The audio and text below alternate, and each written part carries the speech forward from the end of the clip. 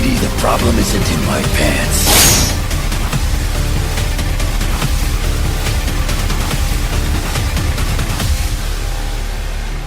Mex-Men. I liked it. It was more like a giggle. Oh, this is after he gets revived? Yeah. Yeah. He's like, give me that virgin mouth. Welcome to this issue of Mex-Men. I'm Tony. I'm Justin. I'm Devin. And today we're going to be going over Jason Aaron's Schism storyline. Yeah. Oh, look at you. Yeah. I was a little disappointed when I realized, oh, Jason Aaron wrote this. You were Why, though? disappointed in that? A little bit. What's wrong with Jason Aaron? I like Jason Aaron. That's why I was a little disappointed, considering... Did you like the storyline? Yeah, but there are tones that I dislike that are in it. There's a couple things, yeah. Yeah. I think he did a really good job of balancing the dialogue between Cyclops and Wolverine and making them look like they each have a good point. I think he tried. Yeah, he tried. I think Marvel was like, this is what we're going to do. Figure out how to make it good. And it's like, how do you do that without making characters hypocritical and making things that currently happened, like the prelude to this fucking event, completely pointless? I feel like that's just, like, the guy who did the preludes as Jason Aaron. He's like, hey, so what happens in your book? I'm like, Sentinel, like, tries to destroy Utopia. And he's like, I got so many ideas for that. And he's like, there's a lot more you should probably know. And he's like, nah, I'm good. Like, I already have those ideas, and I don't have to want to think of new ideas. Or maybe Marvel had, like, just a broad, like, this is what the event's going to be. You write the prelude to it, and then you write the event, and then they didn't talk to each other. Possibly. This story came out at a point where Marvel was not communicating with each other. No, and look at any of the artists. Yeah. On all, like, the prelude and the actual book. Like, it is such a mix of, like, cool shit and terrible shit. There was one guy who couldn't draw Cyclops' visor in any sort of, like, continuity. In the prelude? No. You know what? Actually, I think it's Regenesis. But still. Okay, yeah. Like, it was so bad. I felt like Prelude was a money grab, basically. Because you didn't need to read it at all. Yeah, I feel that way with most preludes, is that you're just trying to get a little bit of money, more money out of it. Yeah, but it's flavor text, and it was still interesting. I thought you were going to say Flavor Town. Why would... I thought you were going to say Flavor Like a call back to what we did before, but like... Yeah, Christmas apropos episode. of nothing, and yeah. Not... No, for no reason. If you Everything's hear Flavor Town. The story of Flavor Town. Check out our Christmas episode. Once upon a Flavor Town. Yeah, a bunch of kids get there by mistake. And other stuff happens. And Guy Fieri gets laid. Well, no one said he got laid. He just went there. Listen to the episode. The one guy in all of... Let's just redo that episode right now. Wouldn't it be funny, like, the one guy of the entire place who doesn't get laid is Guy Fieri? I could easily see that happening. He's too busy exploring these drive-ins, diners, and dives. Have you seen him without his crazy hair and facial hair? Like the waggy... I assume your eyes burn, like, if you looked at the Ark of the Covenant. No, he looks kind of like, what was the guy? The singer from Smash Mouth? No, he looks kind of like the guy who was Undertaker's manager. Paul Heyman. Paul Heyman. No. Paul Bearer. Paul Bearer. Paul Heyman is... yeah, Paul Bearer. What's his face? Brock Lesnar. Brock Lesnar's manager, yeah. Because I thought Paul Heyman, I was like, no, not that guy. That guy's the one who won't shave his ponytail. Yeah. Did he manage somebody else? He's managed a lot of people. He's basically known for, like, if somebody's not getting over, or, like, if you're a giant dude who can't speak for shit, they get Paul Heyman. Because he's the most charismatic, chubby little man, like, to ever be involved with wrestling. He is the best speaker. Makes sense. Brock Lesnar's not the best when it comes to that speaking. What you doing over there? Literally nothing. My phone just happened to touch that thing. And don't touch that thing. All hell went. Yeah, don't touch it. So it's, yeah. Well, I didn't. My phone did. So, bad phone. You were touching your phone by proxy. It's not important. You want to get into the review of... all right, so the prelude to Schism. Not the prologue. The prologue. What did you call it? I was trying to type prologue, but my phone auto-corrected to prolong. It's like, why? And I wasn't even paying... Yeah. Yeah, so Devin messaged us, and he's like, hey, you guys should read the prologue. Yeah. And Justin's like, do you mean the prelude? And I was like, or the prologue. Yeah. That's Both. what I said. Yeah. Well, either of those things. Yeah, They're synonymous. Not synonymous with prolong. So, it gives you 4 different perspectives of a similar event. Basically, the X-Men are just, like, waiting for a big thing to happen. Like, you know, and it's vague what's going on. It really would have made more sense, like, as a prelude to Second Coming, considering what they faced then. Yeah. Yeah. That would, and apparently that was only 2 months before this, so they have not been on Utopia long at all, with Bad luck. Hope around and stuff, and all the Generation Hope stuff. That's all contained within 2 months. Basically, Scott's looking out of a window, and I'm going to do this in chronological order to the story because the story like flips it around a bit because they give you Xavier's perspective first, then Magneto's, then Cyclops and Wolverine's. But really, like Scott's already talking to Magneto, so. Which is why I thought it was pointless because you hear the same dialogue said multiple times in the same Yeah. panels, and it's like. It would have really- been a cool thing if it were one issue, like Yeah, one. fat issue. Yeah, I With agree. all these perspectives, like that would have been cool. And then like, you know, you just paid a couple bucks more for all the extra pages. But Even then, it still wouldn't make sense. no, it wouldn't make sense. But self-contained, it's a cool little thing. But you wouldn't have because there was some extra stuff. You get like Magneto's backstory, don't you? In there, it's like Yeah, you get. which is cool, but it has nothing to do with this. Oh, what? Well, it's what his was he father's doing? story. What was he doing before the X-Men? Oh, it was talking He about was his being dad. Never heard Jewish anything from Marvel. And like, you know, It was comparing his dad to Cyclops. kinda, because Cyclops is a good Jew. Yeah. That was a really weird way to end it.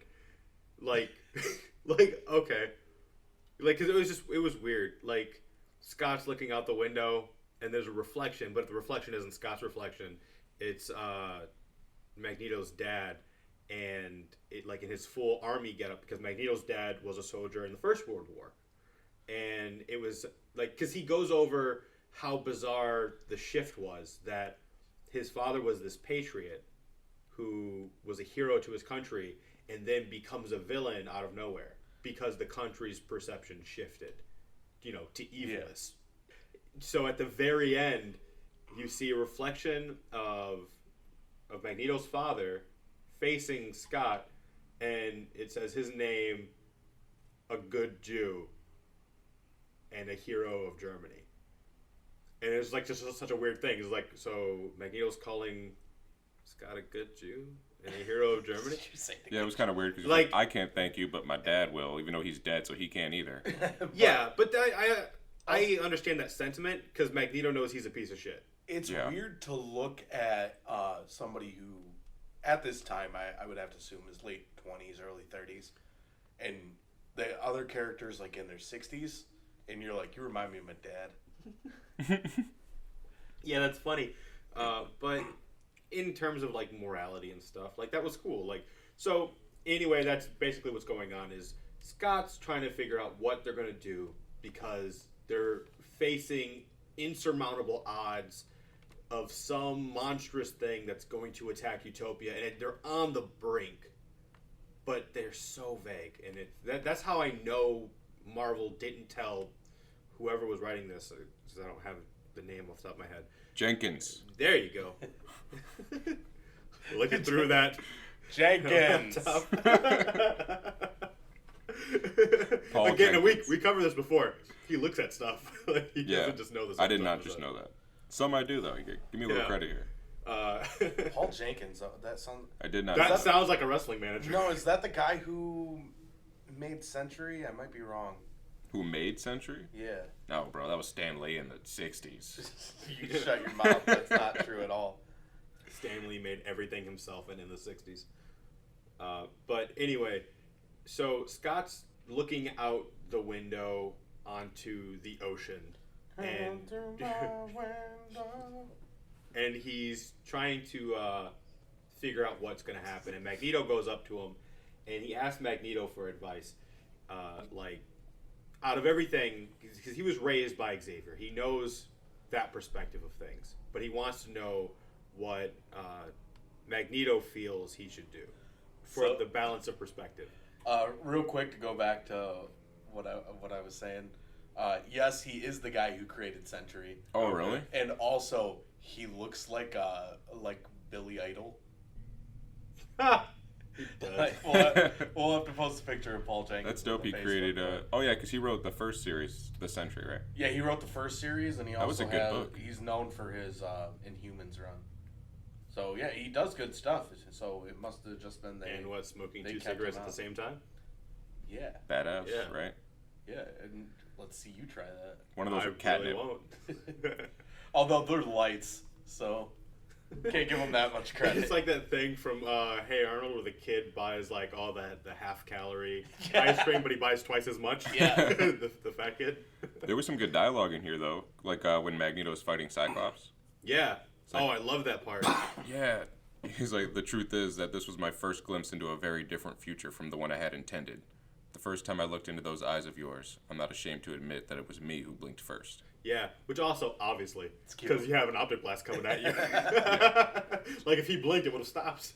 It makes me think of like the same thing I think of when you're playing Pokemon and you do hydro. Oh, fuck, I forget what it's called. But the Pump? hydro pump. In the new games, there's like a delay on it, Oh. so like it'll show your Pokemon or whoever's doing it shoot the water, and like you'll see the Pokemon that's about to get hit like 2 seconds before like they should start showing it. So there's like a slow like, is it gonna hit him?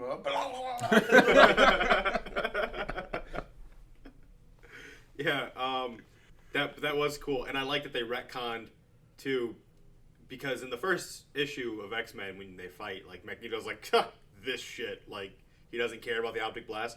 But in that internal monologue that he's having while he's standing next to Scott, he's like, I was like, holy fuck. Yeah, in his head. Like, I was not ready for that giant optic blast. That was dope. Some of this dialogue was funny though. He's like, so I'm going to kill you to teach you a lesson. Like, I'm sure you'll learn a lot from that. Yeah.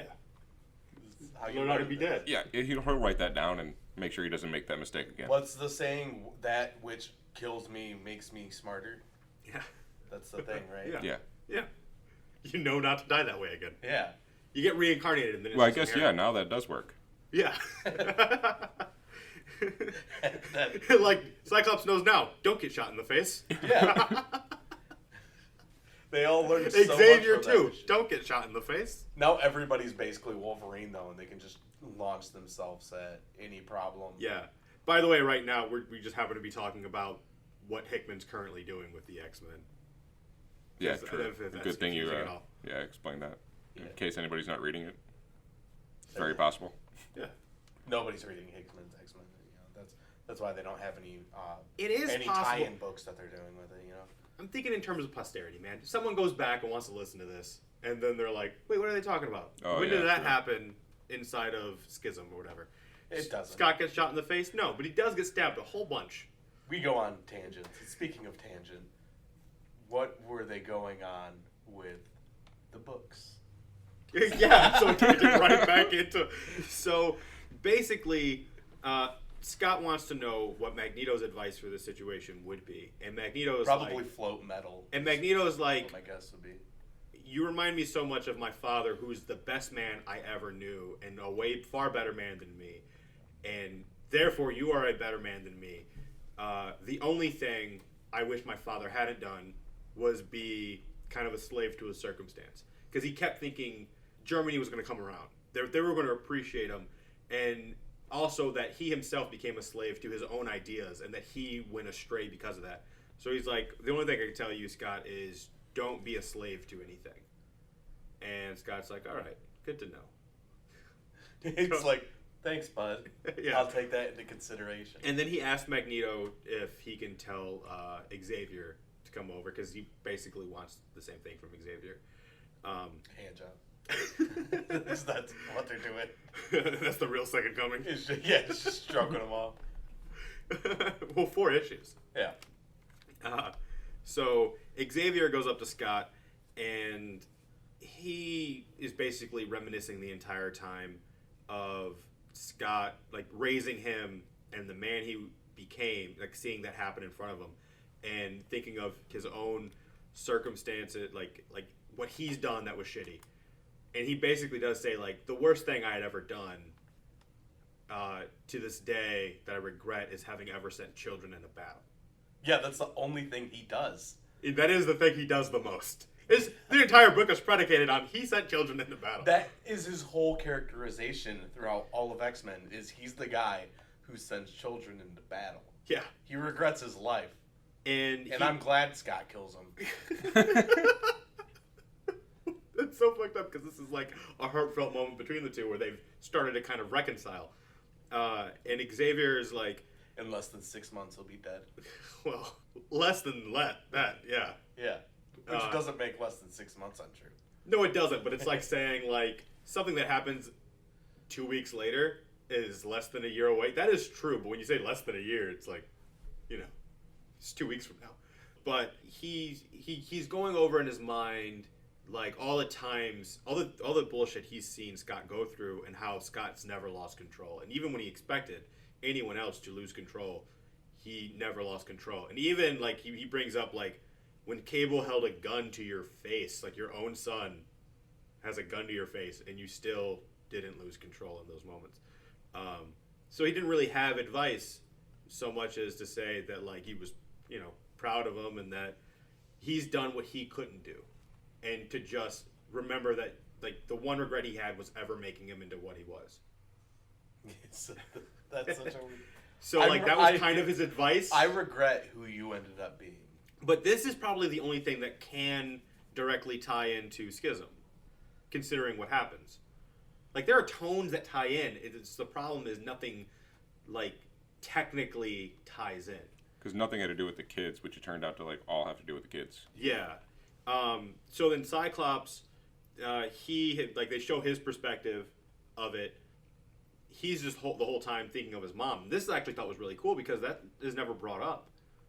And, like, he's even thinking, like, you know, I wonder what you would do in this situation. I wonder what you would tell me. And at first you don't know who he's talking about. Like, you almost think he's talking about Jean. And it turns out he's talking about his mom and how the last word she said to him was, "Don't let go." Because the last time he was ever around his mom was that really traumatic moment in the plane as they're being attacked. And, like, there's only one parachute left. Put it on Scott. He holds on to Havoc and, like, hey, don't let go. Like, you have to save your brother's life. And with that ringing in his head, I'm actually starting to appreciate how old he was too. Like, I'm actually starting to appreciate the tone, like, saying this out loud, of the preludes and how they're affected within the actual story of Schism. It just sucks that, like, the actual thing that gets set up, right? That there's, like, this war between, like, the heavy hitters of the X-Men, and they're waiting for this wave of something to come to Utopia. That's not at all what you get. Well, it almost makes it worse that these prelude books were really good, and were just wasting your time. Yeah, because they don't matter at all. They would matter. They set up a story that would be that would also be an awesome story. This makes sense if it were X-Men vs. Dark Avengers, X-Men vs. Avengers, X-Men during Second Coming with all those Sentinels attacking them. Like, this makes sense for almost any other circumstance. Yeah. But this one. This is the first time I heard it makes X-Men vs. Avengers. Oh, yeah, instead of AVX. Yeah. It makes sense for it, but the thing is, it also makes sense for everything else because it's not specific enough. Well, and Devin and I have talked about this before, our big problem with it is that there is no possible place that this could have taken place. It fits nowhere in the timeline that they could have been sitting around, like, waiting for the Sentinel to come. And when you actually read the book. Yeah. In fact, this even, if you read, what was it? And I know I've brought it up about Necrosia. This makes sense for Necrosia, considering what that is. Because what it's physically setting up is that there is going to be an army attacking them. And that they are going to respond in kind. That they're waiting. Like, this is like the eve before the battle.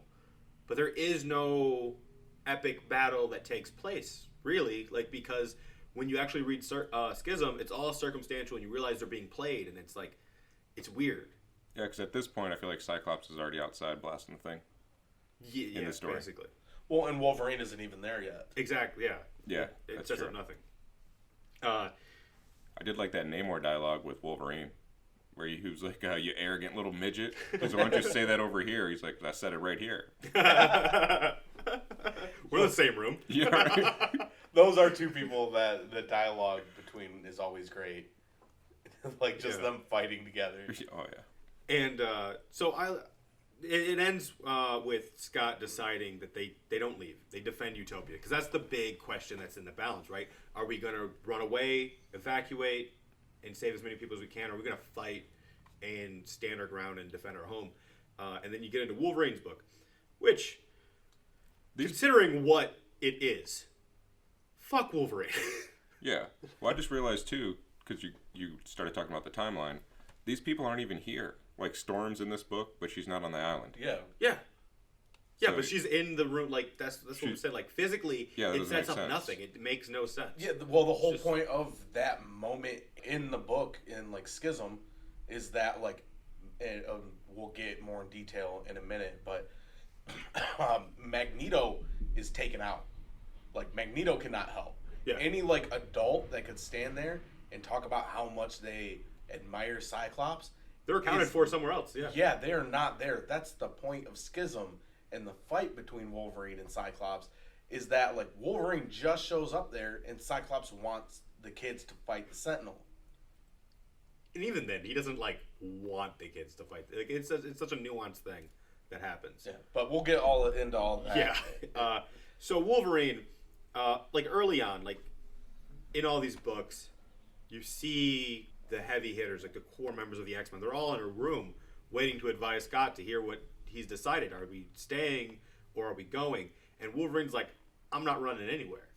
I'm ready to die here. Like, this is the it. We don't cut and run. Maybe we these have to books defend it. take place in Magneto's imagination while he has a brain slug attack. That's the only thing that makes sense to me. Well, he did say, even in Schism, that he wasn't going to leave, but he wanted the kids to leave. He said, I'll stay and fight, but the kids got to go. We'll get into all this issue by issue. But Wolverine, though, is like, he's going over his past, and for him, it's, do we have a chance if we stay? I don't know. We do. Or we don't. But we definitely don't if we say we don't. If we say it out loud that we can't win, and we run away, then we'll always be running. We'll never win. Like, that's the problem. So we have to say yes, and then either we do or we don't. And there's even like a bit in there that, like, it's all about morale too, like him being a dick and provoking Namor because, you know, he has to rile them up and stuff. But when he thinks about Scott, he thinks, you were the guy who had this vision. You were the guy who got everyone together. He saw Xavier and Magneto reconcile and team up because of Scott, not because Xavier and Magneto were able to just get over their shit. Which kind of is a thing that, like, Hickman erases too when you think about it. Having made it all their master plan this whole time. Yeah. Like, there's a lot of weird Scott implications. kind of stumbles into the Utopia stuff, doing almost everything that now Hickman's like, oh, it was always the plan to have an island nation of their own that they would be treated as a government. Yeah, it kind of took a lot from Cyclops. Yeah. And then he even calls it, like, the lost decade. Like, oh yeah, that time Cyclops was cool, gone.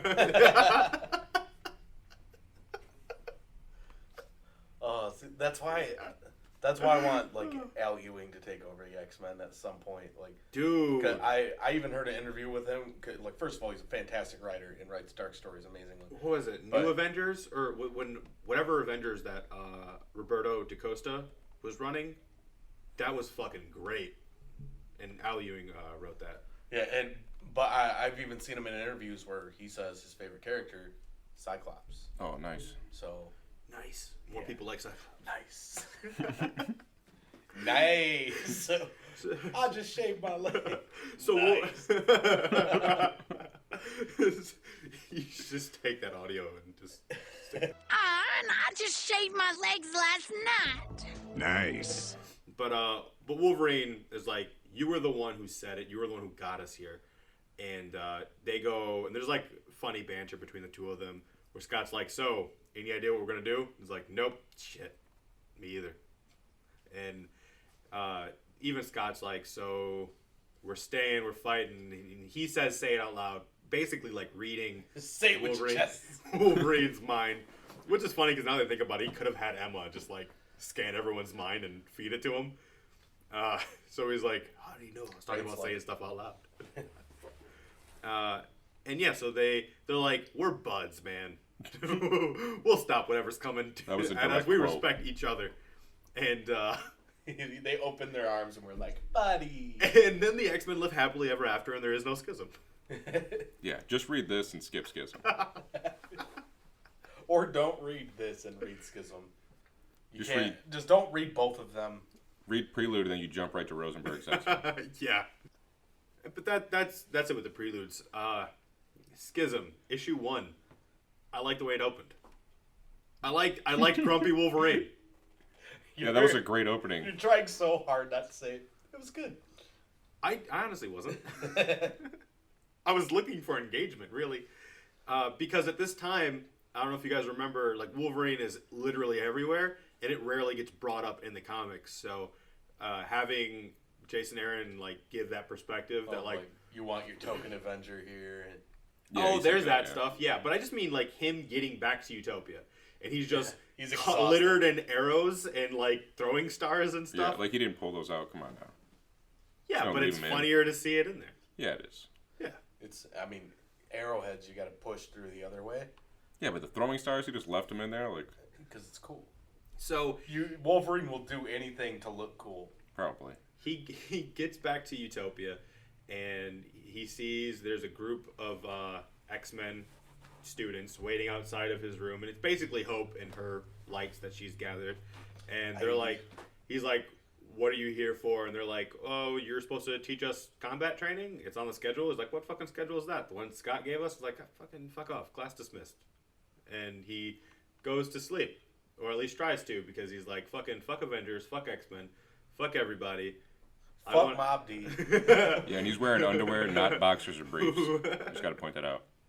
Yeah, he's wearing almost a man thong. Yeah, he probably is. We don't get to see the backside. He's wearing Jamie Lee Curtis's thong. And I understand how that eyes. disappoints you, but... and so right after he lays down, Scott shows up, and he's like, hey, man, I need you to get dressed and come with me to the UN. And he's like, no. And then Scott's like, also, were you supposed to be teaching a class? And he's like, oh, fuck you. And then he gets dressed. He's got a shitload of, like, unread emails. They're all just there. Sent to spam immediately if they're from Scott. I mean, to be fair, if you had Wolverine's schedule, you probably would be tired too. So we'll stop taking on so much stuff. Well, Scott should know. Like, don't set him up as a teacher. Dude's never here. Yeah, but there's also defending like, Wolverine. are you one of us or are you one of them? Kind of a thing. Like, we are trying to start our own nation. That was actually one of the things that was bugging me about Wolverine's tone and all this. Is like, he really was a one of them character. Because, I mean, like, he wanted to go to Rogers right away. Rod? Oh, yeah, yeah. Like Rogers, like it sounded like the way you said it just sounded like he Harry's wanted to go to Hideaway. the bar. Yeah, that's what I was thinking too. Like, is this a place he's going to? No. But to Steve, because like they're forgetting he's forgetting they're supposed to be their own people, their own country, and so when Scott's like, yeah, we got choir, but fucking fuck off, because we'll try them. We don't need to call Captain America. This ain't America. This ain't America. We had some dope Yeah, stuff. Gambino. This ain't America. Some dope stuff with them going to that trial or whatever, though. Yeah. So they go to what wasn't a trial? It was they go to the UN for an arms conference. Yeah, an arms hearing. And Scott's like, hey, so we're mutants, and we know you guys, the normies, you like making big old robots that kill mutants. Please stop. We'd appreciate if you didn't do it. You guys kill a lot of mutants. I'm here to see if we can go another way on this. Yeah. And right away, like, was the representative for Iran's like, fucking, who are you to say that we have such things? And I don't know no, what you're we talking don't. about. And we don't know what you're talking about. And he's like, hey, I'm not trying to debate whether or not the thing that's been trying to kill me since I was 15 is real or not. But, like, you know, shut up. Going back And a little stop bit, making them. I just want to mention when they're Scott's going through the metal detector, and he like walks through, and Wolverine's already on the other side. He's like, "Yeah, everything's clear." I'm like, "How the fuck did you get like back here?" Yeah, that was really dope. It's like, how many in your security detail? Like, just one. And Wolverine comes walking from already behind their security. I'm a Canadian Badger Ninja, so back off, bub. There was also a dope interaction between Wolverine and Scott. He's like, "Thank you, Logan. I mean that." It's like, for what? For being here. Like, you made me come. It's like, for always being here. When there's somebody around worth following, I follow. So I thought that was dope. Because it's very rare that Logan's actually showing respect to Cyclops. Well, Wolverine looked at him and he's like, when it hasn't been your day, your week, your month, or even your year, I'll be there for you. I read it more as like, because even in the prelude, right, there's like there are nudges to what's coming. Like, for a second in Wolverine's book, like there's a panel where Storm is like, I thought you were going to tell us what to do. And Wolverine's like, not yet. Yeah, which was As dumb. in, like, oh, I'll be the leader of the X-Men soon. Which is so out of 2 character. months for books to hit shelves, This so. whole thing I thought was dumb. That's so out of character. It's like, not yet. It's like, well, we're not going to listen to you anyway. You short little angry man. You're already exhausted constantly, and you're like, I'm starting a new job. Like, I'm taking this bitch over. Yeah. And now that I think about it, though, I think Logan is into Scott. Now that we got the doors between their rooms, he's checking out his ass. That's why it's like, when there's somebody around worth following, I follow. And his eyes are directly on his ass. I will say too, But also, I mean, that's just where his head is. Yeah, that's the height.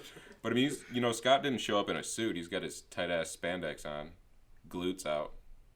You sound really turned on, man. Why? I'm staring right at him. Staring right at the statue. Yeah, we do have the exact Schism Cyclops statue on our table as we're talking. Was astonishing X-Men, but yeah, they're really Cheeks close. facing me, full clench. You could barely fit a piece of paper in there. Bounce a quarter off that. So they're giving. We might be Cyclops fanboys. You think?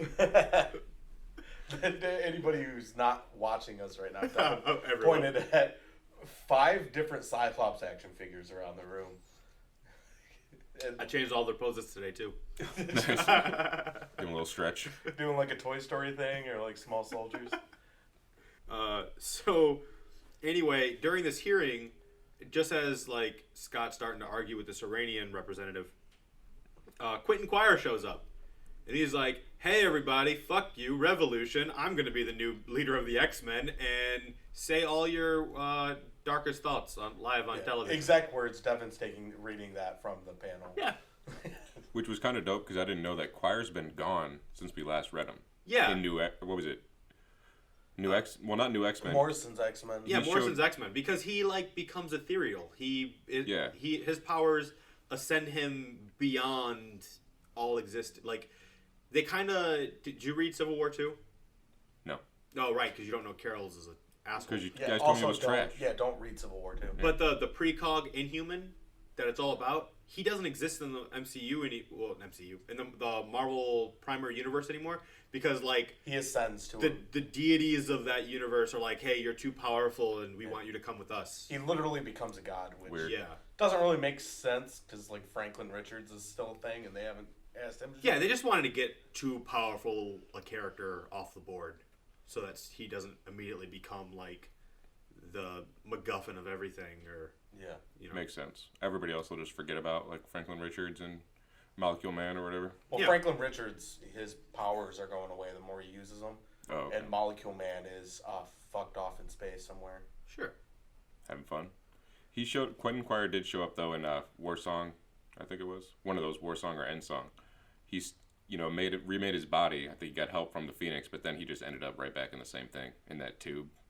Yeah, and they say, oh, we had him locked up at Utopia. Yeah.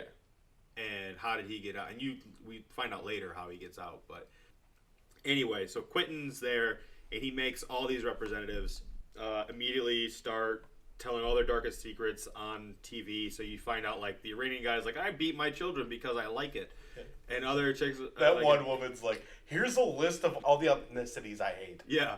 And there's one guy who's like clearly Newt Gingrich, but not Newt Gingrich. He's like, I'm cheating on my wife who's dying of cancer. Yeah, leukemia. Well, that's a cancer. and they That's a cancer. And stay tuned for our new shirts that will say that on the back. Mex-Men, that's a cancer. I like that I married a Doombot. Yeah. I am personally responsible for the deaths of the following individuals. So all this is going on, and of course, the public is immediately terrified by this because they were, those are the leaders of the world, and they all just got played. So they all get insecure, and they're like, "Okay, our Sentinels, get them out." And it's like, you just said you didn't have them, and so all the world is They're like outside of the building too. Psych. And also, they're like nobody ever talks shit to like the guy who's like, we don't have Sentinels, except here they are, and also they were lying about the things I said. Right? Like they should have just got a camera. Like, what we just said, and you just said you don't have Sentinels, and then you bust out Sentinels. Well, they don't need them because it kills all of them. And then they're just like scary mutants. They had them outside in a van too. Like, Yeah, just ready. which immediately start attacking people though too. Like they just start doing all this sort of property damage. Even though their targets are mutants, they don't care about collateral damage. We're missing the big point here, though. Emma had to cancel her pedicure for 3:00 because of this. Yeah, and that's a travesty. Yeah, she is pissed. Yeah. If you look at the picture. And they were like the original Sentinels, how they were just barely bigger than normal people. They just look sort of like the Mole Men or whatever, like the... Yeah. Actually, it was one truck, like one semi-truck, and not And even a a bunch full semi-truck, yeah, and the shitload of Sentinels came out. Yeah, and like it shows that the hand was like the size of the truck. So the only way that that's really possible Russian nesting dolls. Oh, I was going to say Mexican Sentinels. Oh.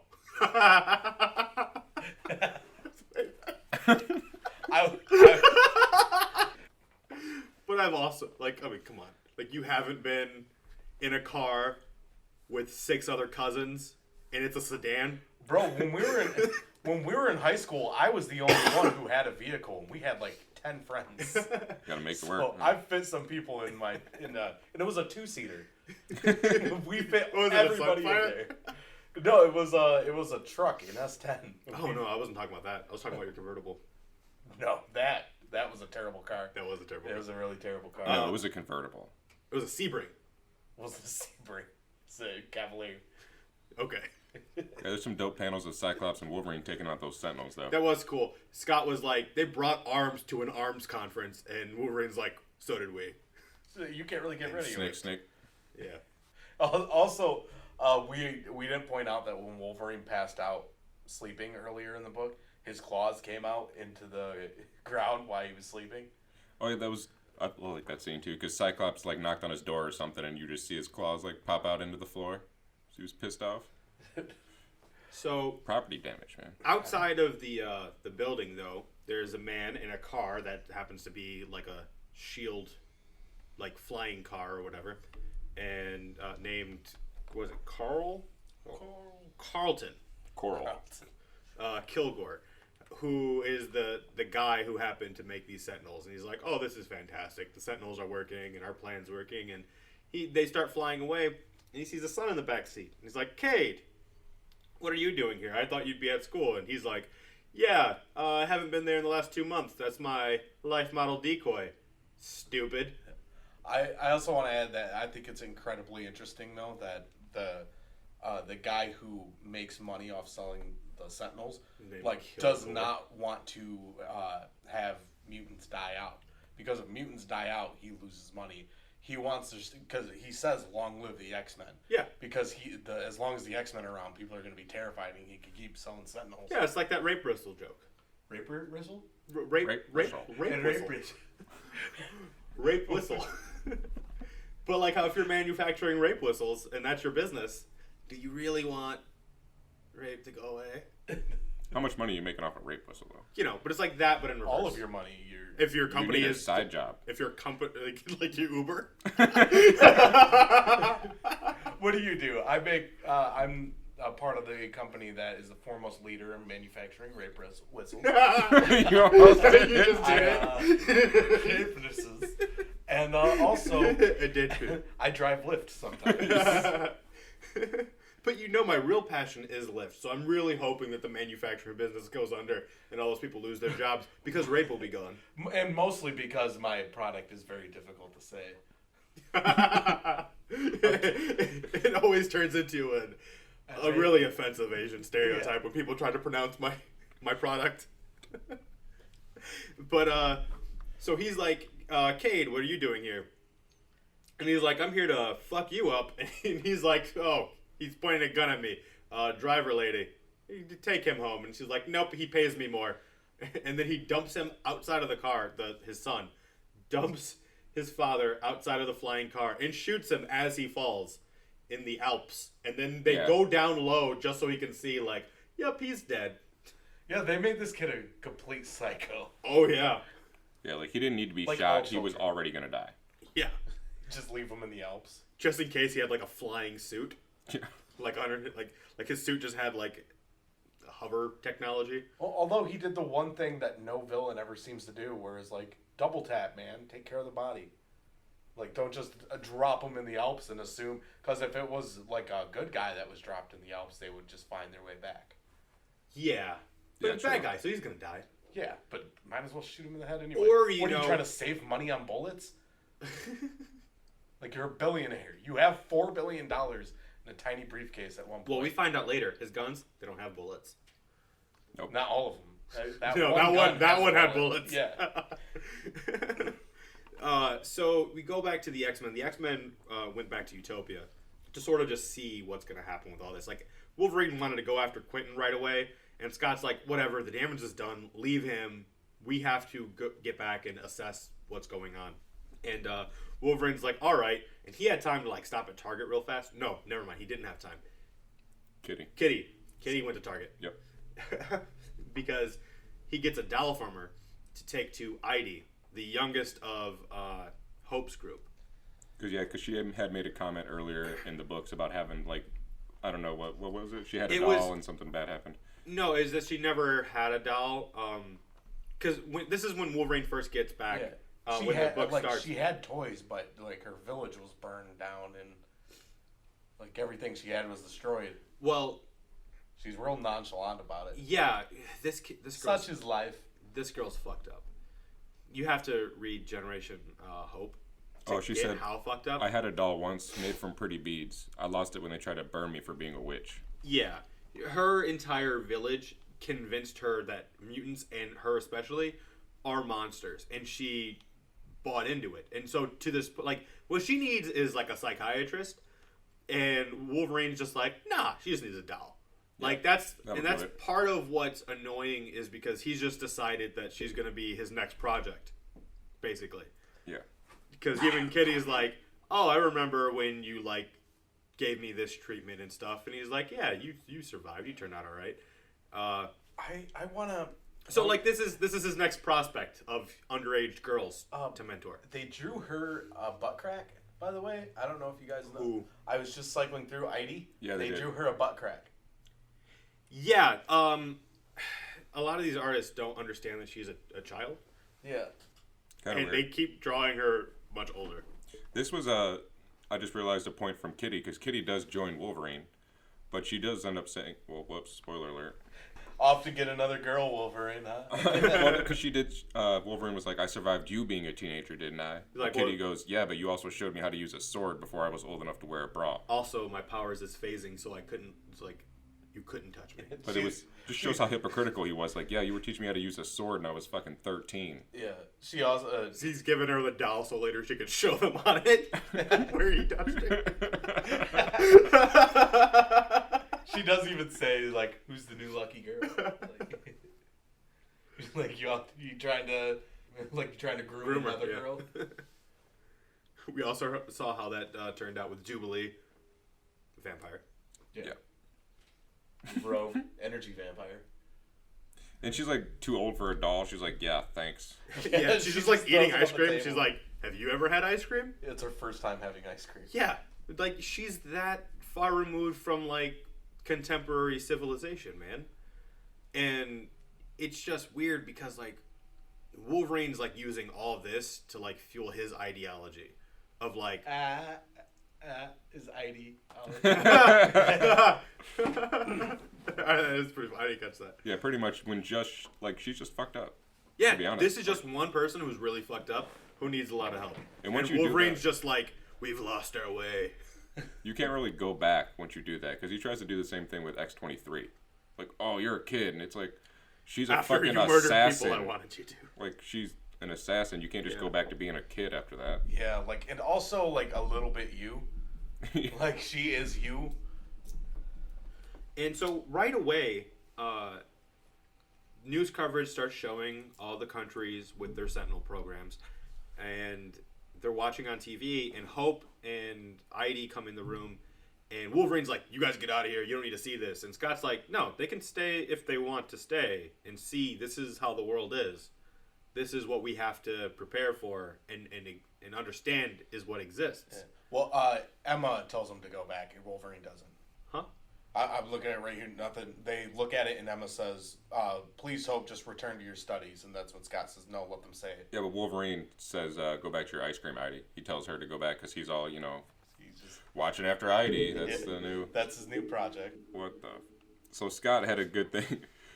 He's like, hated and feared. We toss that phrase around so often it loses impact. It becomes hollow. It's good to be reminded from time to time just what that means.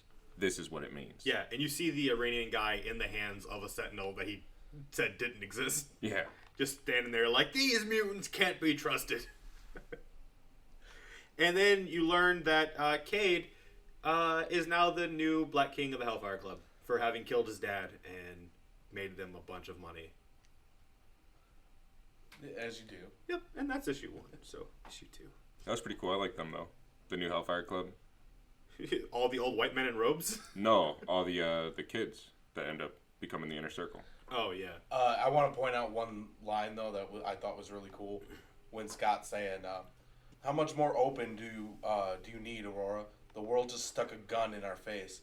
She says, well, what would you suggest we do? He says, for starters, not blink. And he's like, even adjusting his visor. That was dope. Yeah. Like, yeah! That was a He dope felt moment, his own though. quote. Yeah. He's like, oh yeah, I wrote that shit down. Yeah. He was like, I heard Magneto's thoughts. He, like, tips it down and kills everybody there. For starters, don't blink, and then...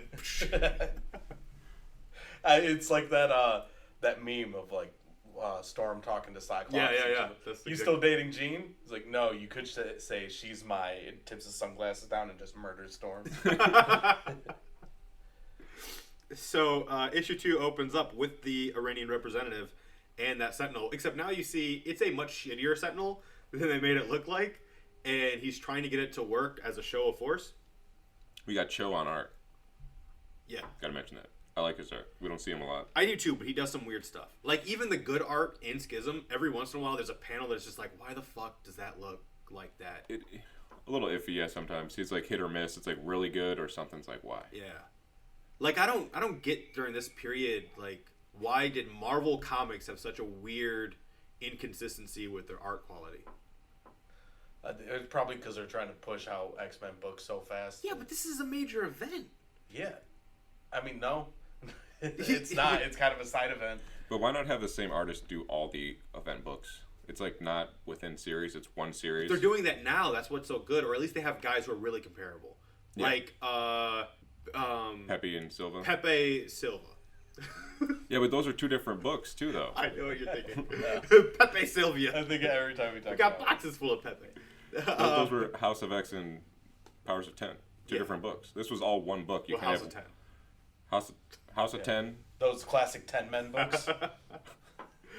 Like, it's one book, 5 issues. You can't have the same artist do all of it. Well, it's 10 issues. Well, no. There were 6 issues, right? So 12. Schism's 5. You don't put them on. Oh, your this one. I feet. thought you were talking Yeah. about that. It's No, I'm not saying that 10 was issues. that was two. Those were two different books, so that makes more sense. This is one book, 5 issues. You can't have. Yeah, one artist. it's a really weird thing that they went with. And some of these, like, I think the person who did issue 3, I really liked what they had going on there. Or it was either 3 or 4. And I was like, man, if this whole thing was just that, it would have been awesome. I want to point out when the Sentinel does awake, though, the sound effect that they use for it is choom. But they are having an issue with controlling it, and they can't get it on, and then when it does come on, it just starts blowing up everything around it. Yeah, a lot. I love Cyclops' reaction to it, too. which we'll get to that in a second. But What in the... So I like when it... what in that? When the one in Iran, you don't know where it's at. It never says Iran or something. It's some Middle Eastern place. It's clearly somewhere in the Middle East. Yeah, and it starts going haywire and blowing everything up. And the X-Men show up, and it's all women. Yeah, Which was funny. I love that. That's what Cyclops did, and when Kitty's talking to the Prime Minister, and he's like, "Oh, like Cyclops wanted to embarrass me by sending all women." It's like, no, that's just a coincidence. Also, I'm half Jewish. That's right. Because they're racist there. Yeah. Let's not paint them with a broad brush, Devin. Some of them are racist there. Dazzler cameo over here. Yeah. So that's what ends up happening is that because the world is trying to do this show of force, it turns out a lot of their Sentinels are shitty and have had poor maintenance and are malfunctioning like the one in Iran. So the X-Men are dispatching teams around the world to actually save the civilians in the area from their own stupid giant robots. And I know it was on accident, but I like that you called them civilians. Civilians. And, right? Considering what they are. Yeah, like, technically they didn't do anything wrong, but also, like, they're kind of cheering for the death of a whole people, so... Yeah, with giant robots that are then also killing themselves. Yeah. The civilians. Anyway, and then even, Tony Stark's helping, and so is Captain America, kinda. They're doing stuff. Are they, though? They vaguely help with mutant issues. Yeah, in like a couple of areas. Like, he points that out, Jason Aaron. Also, not even a mutant issue. It's a people issue. Yeah. They're blowing up normal people. They tried they're blowing up civilians. They tried to murder... They tried to murder mutants, but mutants technically had nothing to do with it. They just started murdering themselves, and the Avengers are like, "Whoa, that we can help with." Yeah, I mean, just one mutant, Quentin. He kind of caused the whole hysteria.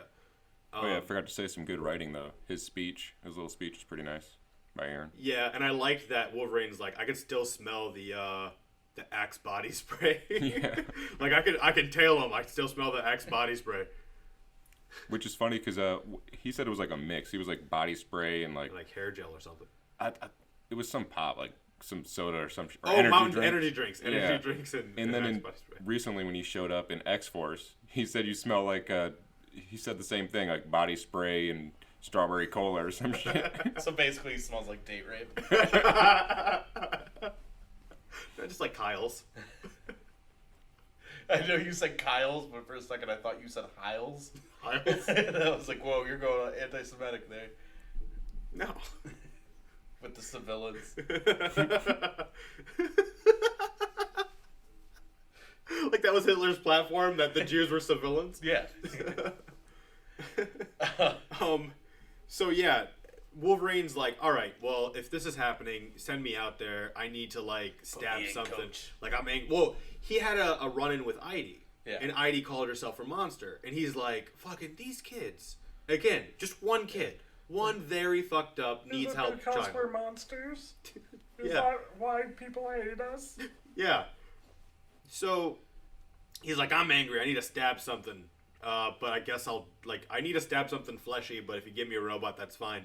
And Scott's like, nope, you're staying here, because we need to defend Utopia if something happens. And I need all my heavy hitters here. And he's like, well, I want to go. And he's like, no. He's like, well, fine then. And then Wolverine leaves to go drink because he's mad. I will say, in the interest of fairness, right away, Scott does be like, all right, now all the heavy hitters, get the fuck out of here. He does, but again, nuance. All right, so we have to acknowledge that we take sides with Cyclops over things, but he does some things. Yeah, he does some things. We have to acknowledge. Jason Aaron writes a fairly even story. Yeah. Scott does some things, but so they do say Iran. Do they? Yeah. Yeah, they say got okay. another one. Iran this time. It's running wild in the streets. Yeah, they said Iran earlier too. The guy's from Iran. He's the delegate from I didn't notice it. Iran. So they're doing while they're doing this. Cade meets with the Hellfire people who are all like, there used to be mutants here before, but we got rid of them. Fucking filthy mutants. Hate those guys. Really glad you're on board. And your plan, it's so swell. Like, we would have been fine with, like, throwing annual orgies after killing a couple of mutants. Yeah. And you're, like, doing a way better job than that. Here's $4 billion. Just unshrink it. Yeah, going back to the art. In, like, a little suitcase. Going back to the art in this book, too, real quick. I hate how they draw Cyclops' eyes.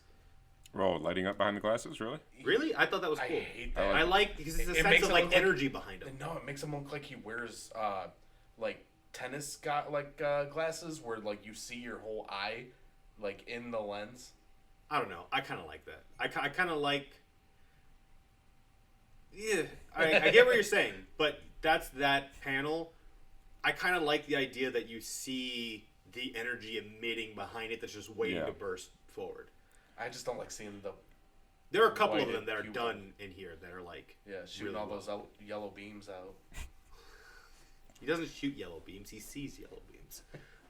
Yeah, it's the same thing though from his perspective. I like that, and I also like that he drew him so different. Like Scott is slim, he's tall and lanky. I didn't like the way he drew Scott.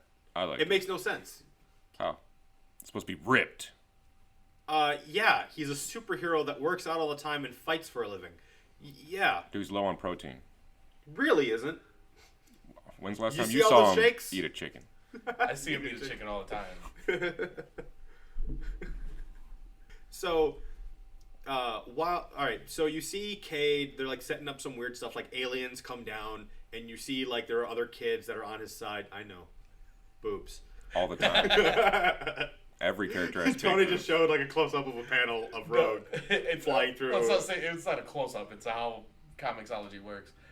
But it is a close up. The boobs are flying right at the They screen. really- zoomed yeah. in on the panel of Rogue flying through the head of the Sentinel and boobs. That's what Cho's best at, man. Every single Boobs. X character has big boobs. Yeah. Oh, not Kitty. Oh, that's he does a good job with making characters different. So Kitty know. shouldn't have big boobs, and He she made doesn't. Scott look malnourished. He did look. He could have had a little bit more weight on him. I Yeah. agree. So, like, I'm not saying he has to be jacked, but like, there's a middle ground that some artists hit that's awesome, and some people take it too far. Like 90s, make 90s no Cyclops. sense. Also, in the control room when they show the cuckoos with Emma, one of them has the one in the middle has her eyes both going in different directions. Nice. Oh man, that's another issue with the art in this though, because they even draw Utopia different all the time. Like, just the control room that they're in, it completely is different from this issue artist to the to next artist. issue. It's a different control room, man. They're in the same room, man. They're in the same room. So you see that there are other children that are working with Cade. So like you start to realize it's like a cabal of kids, and they're meeting with these aliens. One's a Jedi. Yep, he just has a lightsaber. And the aliens, they brought like this weird space slug thing that this girl is calling a kitty because, cute. And the aliens like, fuck this, you're not bringing $4 billion, like, galactic credits to us the way you're supposed to. We can at least get some money from selling your organs to some fucked up aliens. And so as soon as they, like, attack the kids, like, she gets mad and cuts them up because she's also a weird badass assassin. And then Cade gets there with the suitcase that has 1 billion space credits in it, and he's like, hey, all right, I guess we just keep the money, because you killed the people who brought us the thing we need that's going to be real important in the next issue. and then cut to Utopia, and Wolverine's still like, I can at least go after Quire, and then Quire shows up like, hey, guys. Looking like Nicolas Cage with purple hair. Yeah. Yeah, he looks a little too old. Like a gap-toothed Nicolas Cage. Yeah, he's supposed to be like 16. And also, yeah, I hate that where they show his top teeth. It's like, is this a bad time? I'm a sexy cat.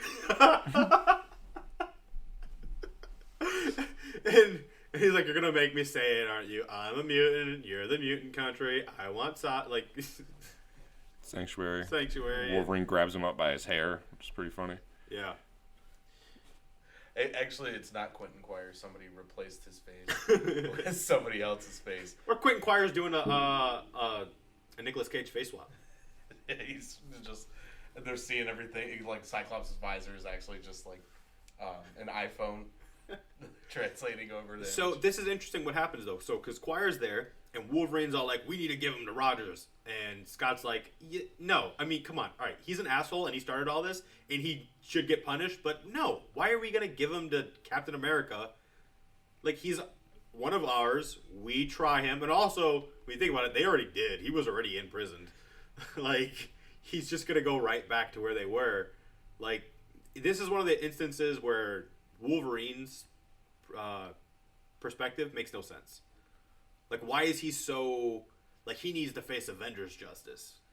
I feel like he, even though he's, like, tries to portray himself as being, like, X-Men before Avenger, he's definitely, like, an Avenger before he's an X-Men. Yeah. Because if anything, that affected mutants way more than humans, obviously. Everybody's fucking bringing Sentinels out. Yeah. The X-Men are way better to, like, bring justice to Quire, whereas somebody like Rogers is not going to understand the full gratitude of what he did. Or not gratitude, but the magnitude, of what he did. And so Wolverine's all like, call Rogers. And he's like, no. Call Rogers. And Scott's like, no. And then Emma's like, we don't need to call him. He's calling us. My ears were burning. Nice accent there. She lost the British accent. She's like, hey, guys. Well, she never really had one, right? No, Like, she it's always she fake. fakes it, yeah. But Yeah. now she's faking a different one. She's faking an accent. She's faking breaking a fake accent. So, By the way, could they have drawn Captain America to be more handsome? Now he looks like Chris Evans now in like this picture. you know what's funny is that he does, but that one of the artists who was drawing Scott, well, in the Xavier Prelude book, actually draws him to look like James Marsden for a minute, like the Nice. younger one.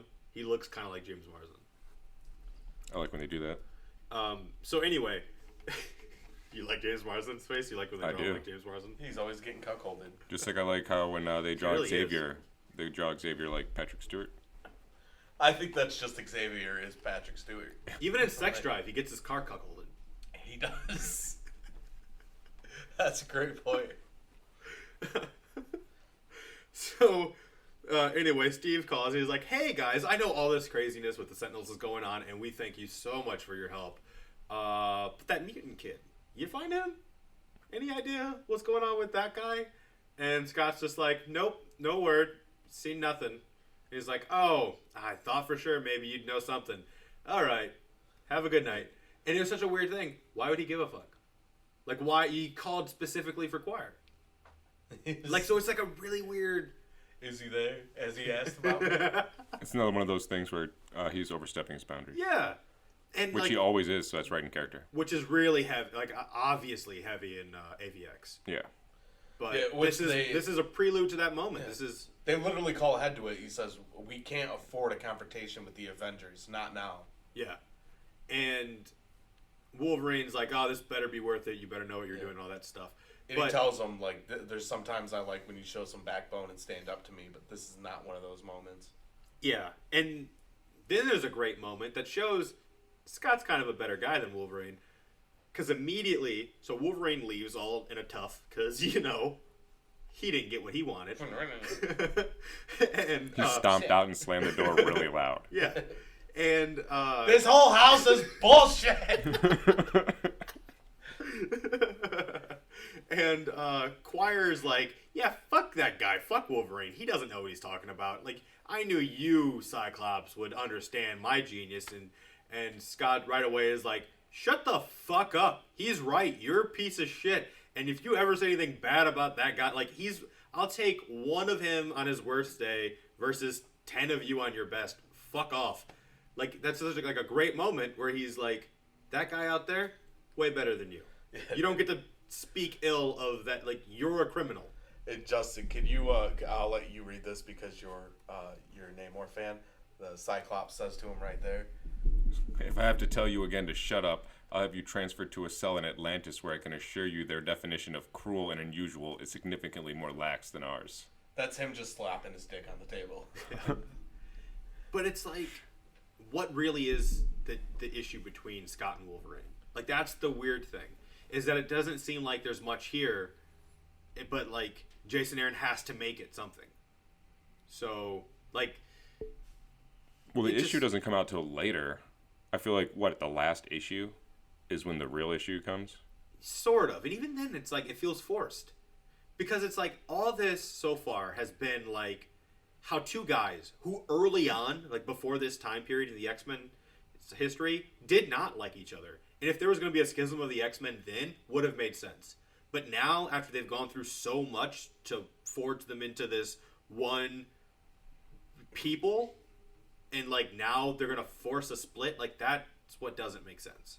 And so even as this is building up through this event, it's like, where's the schism really? Like, it all seems like blurred lines. It was like mandated. They needed to split them up, so they had to find a reason to do it.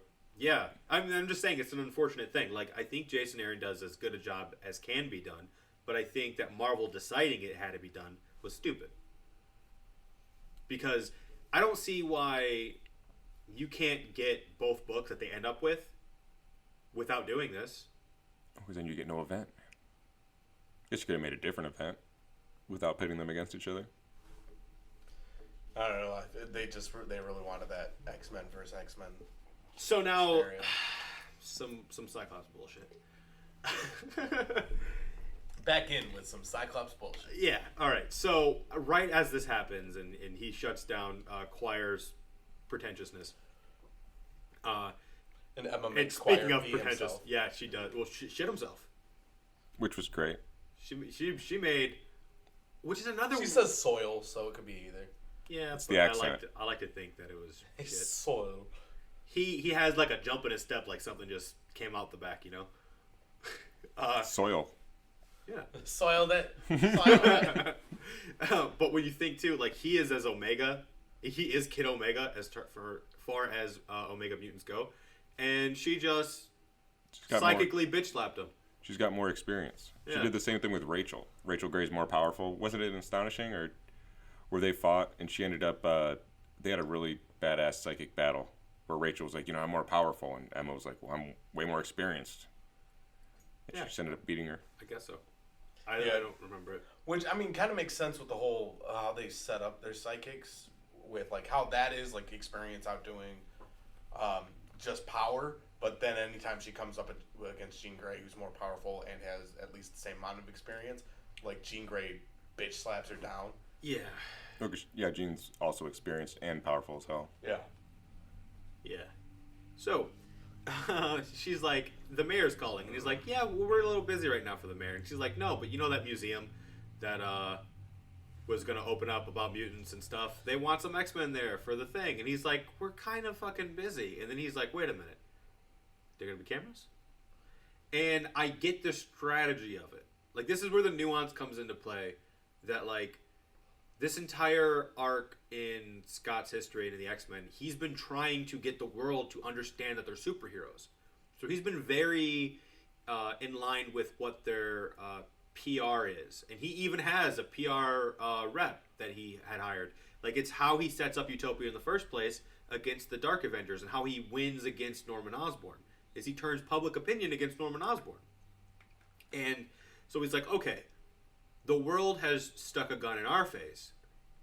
Let's make this a standoff and show them. Now, the logic behind this doesn't make much sense to me, though, because they obviously know about Magneto and Colossus and Namor and Emma. Like, they know they exist. They know they're things.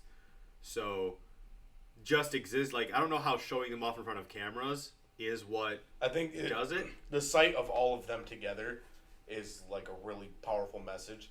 It's like, there's a lot of shit with, like, this is not comparing mutants to Nazis, but there's a lot of shit with, like, Hitler and the Nazis, which is, like, you hear it, and it's like, yeah, that's a thing, and then you actually see the imagery of it, and it's completely different. Yeah, and they're not the only ones who go. In the Generation, this is where the Generation Hope book starts to tie in. The younger mutants, they go to just to experience the museum and see it and stuff. But they're really clear in this that they're not supposed to be there long. They're not even supposed to be there for the duration of the night, just like to be photographed and then come right back to Utopia. So Scott's sort of like making a minor concession that, like, okay, this is one way we can make a quick victory and then pull back because Utopia is still a target. Yeah. Colossus is cheesing like crazy. He really is. He's into it. He's got that wrapped upper lip going. Namor's grumpy, and Cho did what he does best with Emma. Yes, he did. He is. I never noticed how much he's smiling before. I did say I like Frank Cho. Oh, I thought you were going to say how much he likes drawing boobs. No, that's been obvious this whole time. He And even gave Namor some cleavage. Yes. And You know he waxes that chest. yeah, for I to be able to slip through water faster. Yeah.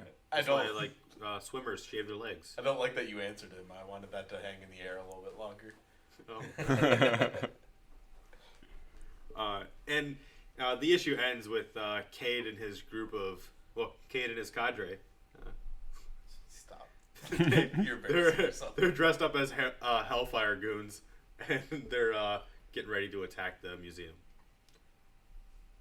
And also, some of the younger students showed up there too, which is shown in Generation Hope. You got Transonic, Anal, Dust, and Idy. I said all those things, but anal. Did you? Yep. Well, you missed Anal. That's the most important thing. Goddamn anal. Yeah, I must have missed it because I was looking up that, what's it? The Emma real- Frost fighting Rachel. Yeah. That's weird. You're like both you guys are always so on top of anal, from what I hear. Emma Frost fighting Marvel Girl. I was trying to figure out what issue that came from. Daniel Acuna? What about him? He's the artist for part 3. I liked his art a lot. If Schism was all his art, that would have been awesome. I think Acuna. Acuna? Yeah, it's got the accent. over Acuna the- Matata. I was waiting for someone to say it. I was trying so refusing hard not to do be the it. one to say I it. was refusing to say it. I had to say, someone had to. At least you took Everyone care. listening was like, Matata. Exactly. Matata. Say Matata. Yeah, his art is nice. It's good. I like the colors on it. Fun fact, Acuna Matata. All I the don't. words. Also, I don't think he had anything to do with the colors on that. But the colors were dope, though. Yeah. They are dope, but they work well with his art.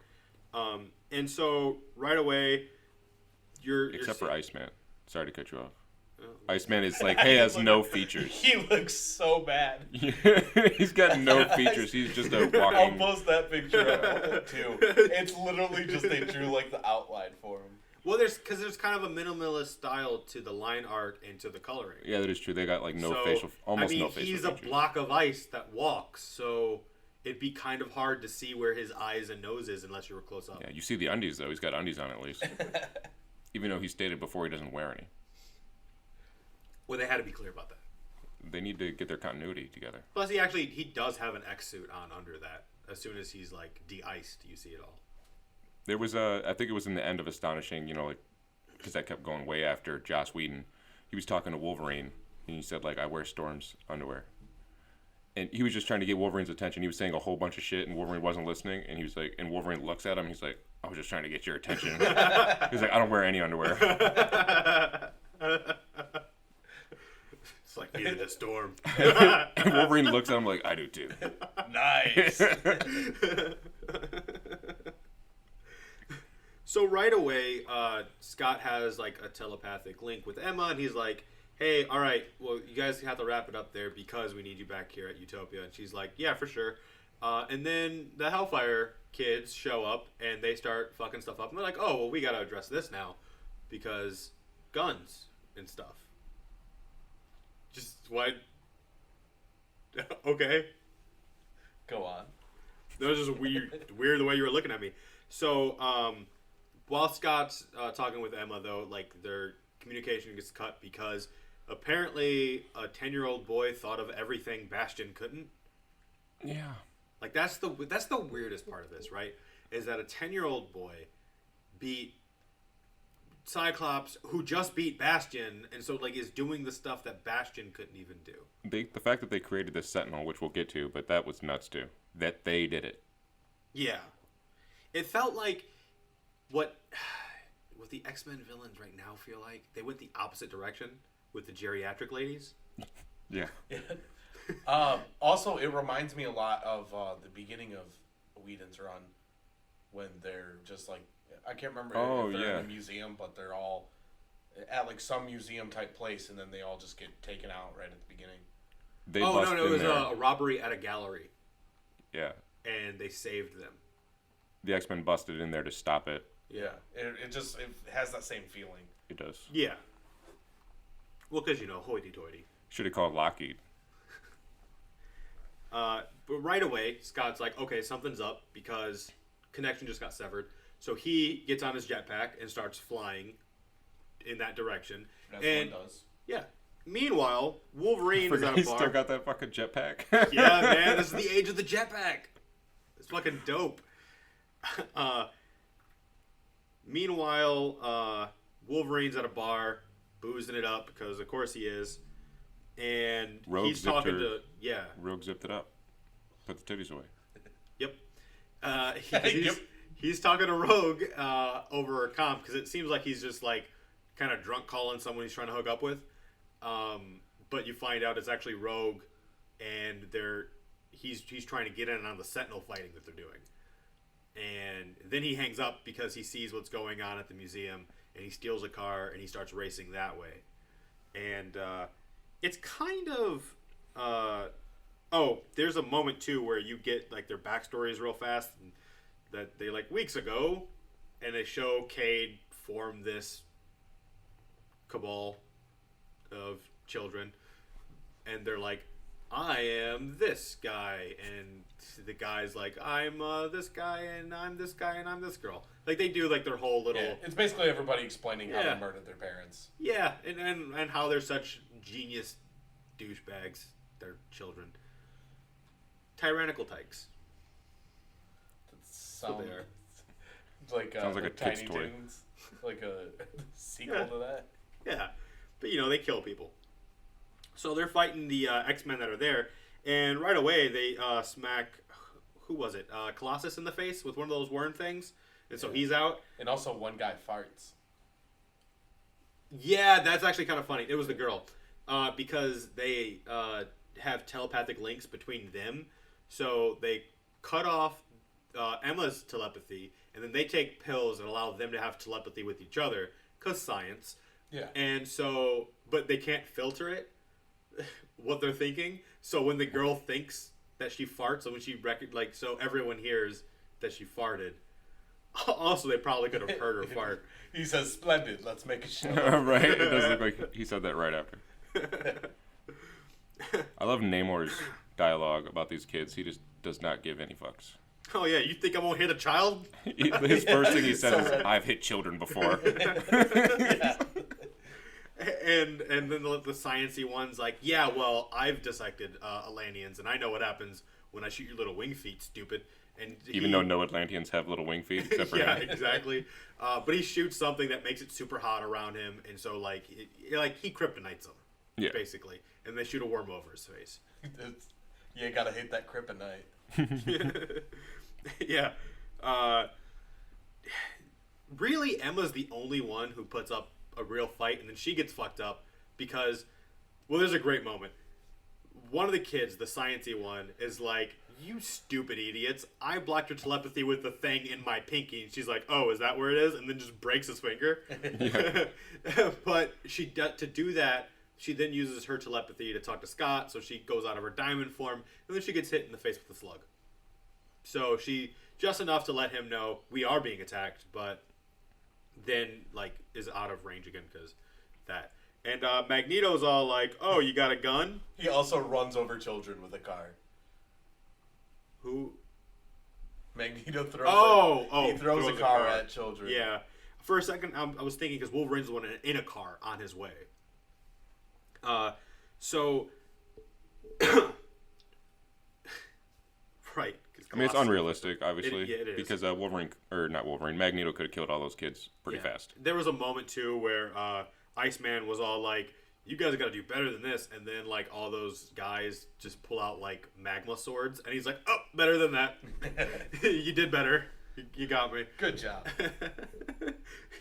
And Magneto's all like, oh, you got a gun? I'm a magnet. You can't stop me with bullets. And he's like, yeah, this gun doesn't have bullets, stupid. And then he shoots something that's a bigger magnet, and he's like, it's a super magnet, you magnet. Pretty much. And he basically paralyzes Magneto, and then they shoot a worm over his face. See, that's where he fucked up, giving the villain speech instead of just getting to work. He's Yeah. like, he's walking and talking instead of just attacking. Like, didn't you learn to stop being a villain? Yeah. You're with the X-Men now. You don't do villain I like monologues. that the gun did the pow. Yeah. Just the pow sound effect had to be. Boom and pow. This gun doesn't shoot bullets, it shoots pows. Shoots powers. Normal guns go pew. This goes pow. So now an interesting thing happens because Idie is the only one there all of a sudden. And this actually gets explained in Generation Hope. So they're just perusing the museum. All this stuff happens, and then they run away, and Idie falls behind. So that's not why she's there in this moment. And Scott is communicating with her via telepathy, which is weird. Like, how are... Oh, the cuckoos. The cuckoos. Never mind. Because I was like, Emma got taken out. But the cuckolds. But because she broke the finger of the child, as you do, there's no more blockage. So the cuckoos... What the fuck? Psychically, there's no more psychic blockage. Okay. So the cuckoos have them patched in, and Wolverine's like, Idie, get out of there, and Scott tells her, do what you feel you have to do, which I feel like is a nuanced thing that it gets glossed over, especially after the fact with what goes on with Wolverine and the X-Men and all that stuff, that Scott never actually forces anyone to do anything. He's just like, look, this is what it is, and you do what you feel you need to do. I mean, this is what we've trained you for. This is what I had gone through. But you don't have to do it. What's her age? They said She's it was 14. 14. Okay. She's 14. Yeah. She is young, but she's also fucked up. So, like, it's a really weird... Like, it's interesting that, like, Jason Aaron chose Idie to be the fulcrum of all this. You know? Like, she's the person swaying all these ideologies. Yeah? Fucking asshole. And, so, like, because she's such a fucked up character in her own psyche of, like, she has no self-value. She thinks they're all monsters. But also, she's this 14-year-old girl who's put in a situation that's, you know, a really fucked up one. That becomes worse because she does save the day. Yeah. Like, he says, do what you feel you have to. She's been trained to be an X-Man. She's one of the only new mutants to exist since House of M. And she goes in and she kills a bunch of Hellfire goons and saves the X-Men and saves a bunch of people in the process, but becomes a murderer. So it's this really... And also Scott was right because he's like, we're not going to get there in time. So it's up to you. You can run and save yourself or do this, but we're not going to make it. So, like, because Wolverine's like, we are going to make it, but they don't. They get there I after love the the fact. dialogue between Scott and Wolverine of him saying yeah, they're like Emma and the others are all out. There's nothing they can do, and Logan's like Idie, no, don't do it. And then like as he's running through the cars, get the hell out of there! Like I'm coming. They're like, no, it's not gonna make it. Yeah. He's like, well, what should I do? He's like, get the hell out. And he's like, do what you got to do. Yeah. She does what she did to do. Does what she did to do. I love what the little child villain says. I haven't had sex yet, so maybe I'm wrong, but I can't imagine it feeling better than this. Yeah, that's fucking gross. But, oh, by the way, there was a bomb. So, because she's like, I think there's a bomb. It's like, oh, describe it. You know, like what a bomb looks like. Yeah, with numbers they tick down. It's in a suitcase. Yeah. There's an unattended backpack. Yeah, so if it wasn't for her, all of them would be dead. Yeah, because she gets everyone to safety. Well, not really, except for Colossus and Namor. Oh, Colossus- you're saying wouldn't be dead. I was Colossus going to will say she be gets dead. them to safety. No, he wouldn't. He's in armored form, isn't he? No, Yeah. he's got a brain slug on him and he's passed out on the ground. Yeah, but he's in armor form. No, he's not. No, he's not. I thought he was in armored form. He was when Oh, he he got was. hit with the He brain was. slug. Yeah, So okay. just Namor. Yeah, Namor would probably still be alive. So anyway, but Scott was right. As soon as they get there, it's after the explosion. They would have been there after the bomb. Because they were there after the bomb. Faster jetpack. Yeah, and it's like, dude, how are you gonna get there faster than me? I'm in a jetpack. Yeah, go back to your bar, guy. Well, the bar was closer than Utopia is. Yeah, but jetpack. Yeah, but like jetpack. Yeah, you could. All right, what's faster, walking across the street or taking a jetpack halfway around the world? Do you stub your toe walking across that street? Because if you do, jetpack. Do you just stumble a little bit? Does your skin melt off from the you get hit by a car that's on the way? I like no, this. Because jetpack safety suit. There's no such thing. Standard regulation. If you're going to carry a jetpack, you have to have a safety suit. All jetpacks are designed to murder you. They burn your ass the entire time. It's like fucking Taco Bell you wear. That's why you wear the safety suit.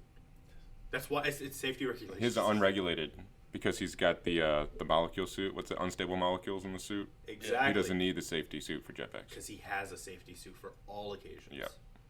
Makes the glutes look better than they really do.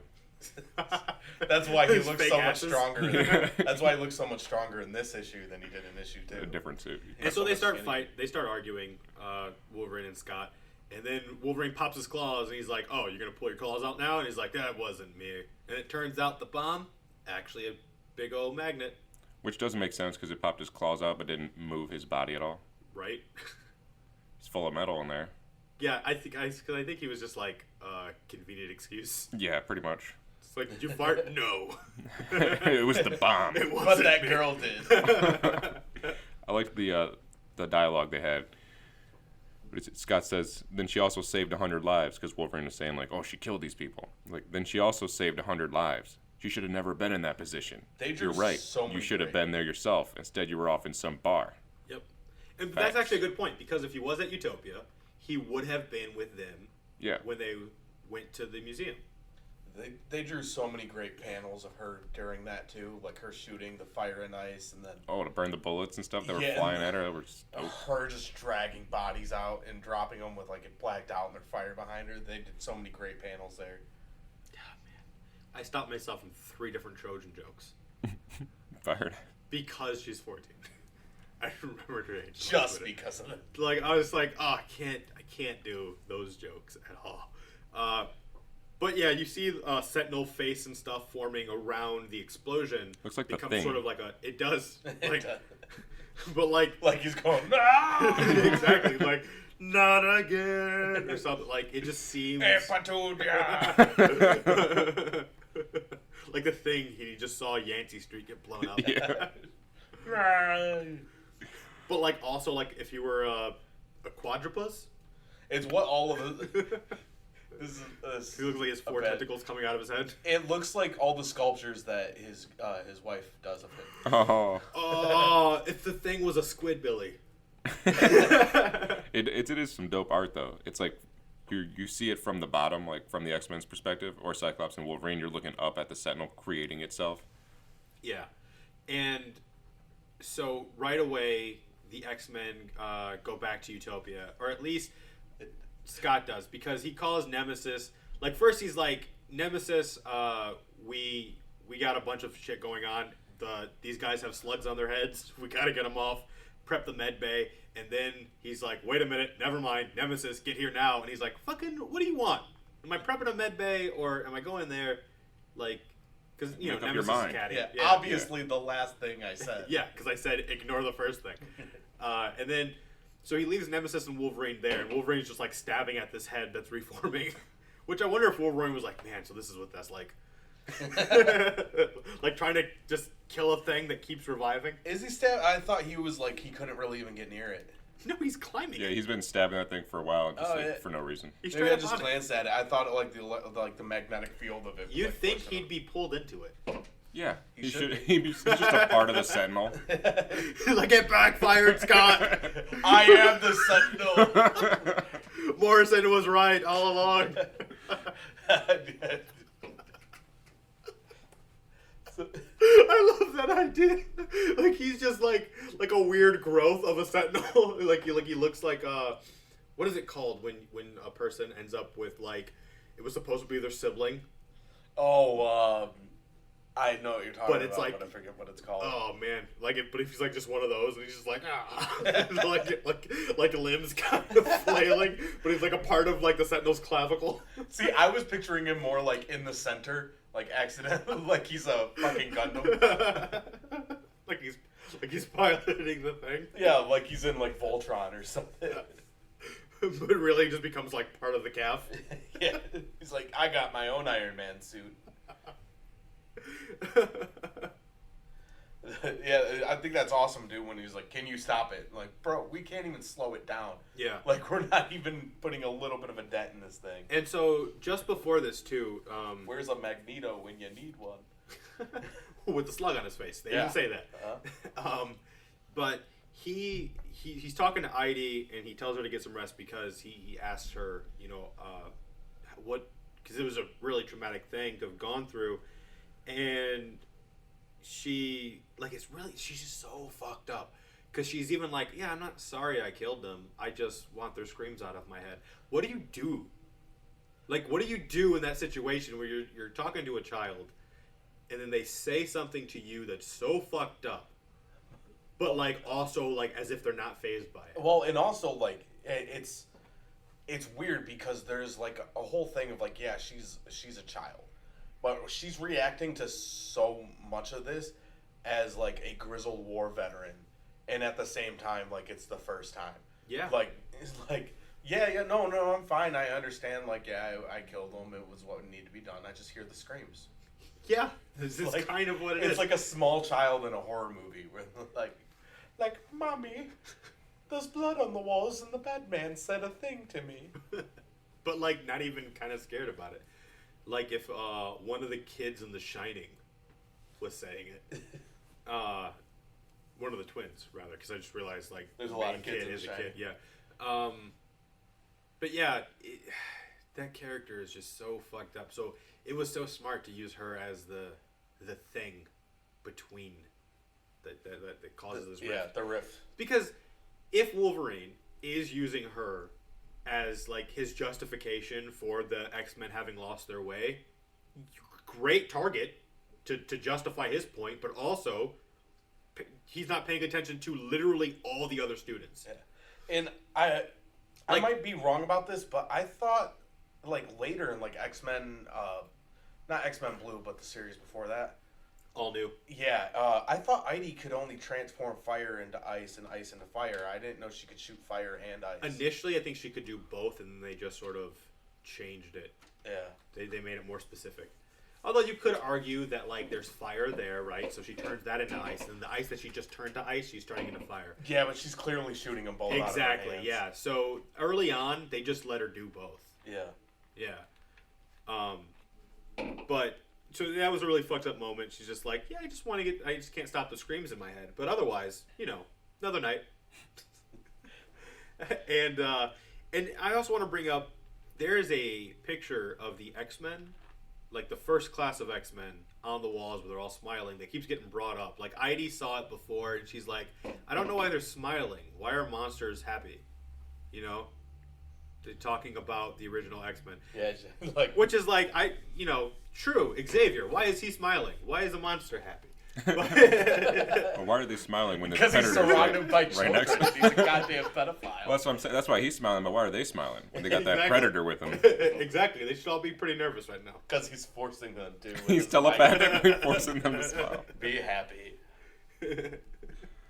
But that picture gets brought up a whole lot. And so Scott's passing it after he sees Hope's class and stuff. Which I guess is like a class unto itself. Like Hope and her lights. I mean, it's 5 students, like the 05. No, she has 5 lights, so Oh yeah. Hope and then herself. Oh, no. It is. There was a 5th one who killed themselves. No, okay. So there really is only 5, including Hope. There's Transonic, Heidi, Kenji. Oh no, Gabriel. Tien and Gabriel. Yeah, so there Tien. are 5. There were supposed to be 6, I guess. Okay. Because Kenji brings up in their book that they had just watched one kill themselves. Yeah. And so then she would make 7 otherwise, but 6 because they're gone. And Kenji's like the secret like Judas one kind of. It brings so much questions up where the X-Men are now. Where like, did they bring that dude back to life? Like, oh, the one who killed himself. Yeah. I don't know. Did you guys see the Shinobi Shaw stuff? Yeah, Shinobi Shaw. some of it. I got to the Shinobi Shaw point shot? where Sebastian lied about how he died. Yeah. Well, I just thought it was funny that they like that's the one thing that they went back and kept from Yeah, it doesn't really Rosenberg make sense. was that he fingered himself to death. Yeah, finger But bang. like, and it made me laugh so hard when I saw the skull with the fingers. Oh, yeah, like, when they in show it. the actual Yeah. bones. And then even when like Shinobi's like, so how'd I die? And then he thinks back to it and is like, Like, well, here's the thing. Emma Frost. That Wesley Wabbit had you killed. So, yeah, Scott sees the picture and he's like walks away because, you know, times are tough now. Like all the hopes we had and we're being brought to extinction again. Like again. Like they face 4 different potential extinction events within the same year. Happens often. Yeah, but like real like consecutive in this like era. It's like every day with them. Well, it's like how technically the way that the Marvel timeline moves, it's supposed to be like every month or so there's a earth-shattering brand new event that changes the way that Marvel is seen forever. But like the X-Men, it's always the same event. Yeah. It's always the same thing. Fuck you, you don't get to live. Anyway, so Wolverine's stabbing at that Sentinel, and Sentinel suddenly like, talk to the hand, and blasts him away, Days of Future Past style, and he goes way out into the ocean, and then decides to swim to Utopia, because I guess that was closer. Oh, then like Cyclops is just running around the boat, like, where the fuck is everybody? That Yeah. he sent away, which I thought was funny. Well, yeah, because it's like no one's on Utopia yet, and he needs everyone. And the ones who are incapacitated because, you know, face slugs. Yeah, And as you do. the way the Sentinel works is that it just amasses anything mechanical to it to build itself into something bigger, and it starts walking toward Utopia. And they bring up that like this is actually just a dumb Sentinel. Like it only has one target, that's Utopia. It doesn't even, it's not even targeting mutants. Like it has no brain. It's just one prime directive and then a core that's just rebuilding itself constantly and assimilating everything it can to it, making its way to Utopia. It's like a suitcase sentinel. Yeah, that's what it was. It Well, started as a literally, suitcase. yeah. Yeah. It was in a suitcase earlier. And so at one point too, Scott gets out onto the beach of Utopia and just blasts the fuck out of the Sentinel. Great splash page, yes. Yeah, Amazing. that page is so awesome. Like, because it at first, just glancing at it, it doesn't even look like it's 2 separate panels.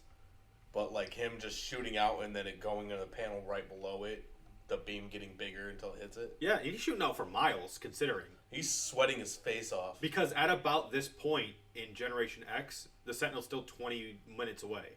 Like, that gets brought up because the kids in Generation X are having, like, a similar issue of, like, do we run or do we fight?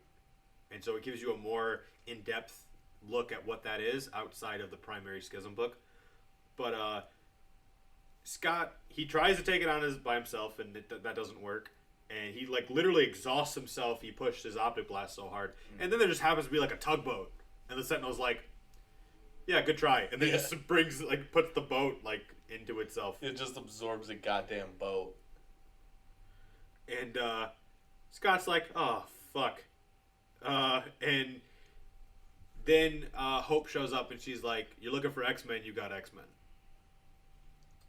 And Scott's like, "Okay, I can work with this. We can do this." Because I needed X-Men.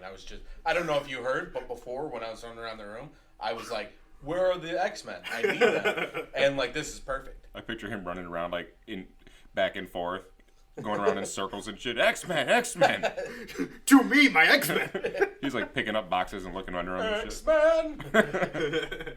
To me! And, like, no one's answering the call. And he's like, shit, we need a better, like, rally cry. Like, the rallying cry literally is, come to me. Get over here! It's the same thing as fucking Mortal Kombat. Scorpion. Yeah. So, Wolverine, though, just happens to show up out of the water. That was a long swim. I feel like he did it pretty quick. Well, he was thrown. Thrown most of the way. Oh, Yeah. okay. Yeah. He's not a good swimmer, though. And then, unlike X-Men Origins, he's not dry when he gets out of the water here. Yeah. And right away, he's like, all right, get all the kids. We got to get out of here. We're running away. So, lied in that prelude book. Yeah. And I feel like Scott quoted Xavier here. He's like, yeah? you see children, I see X-Men.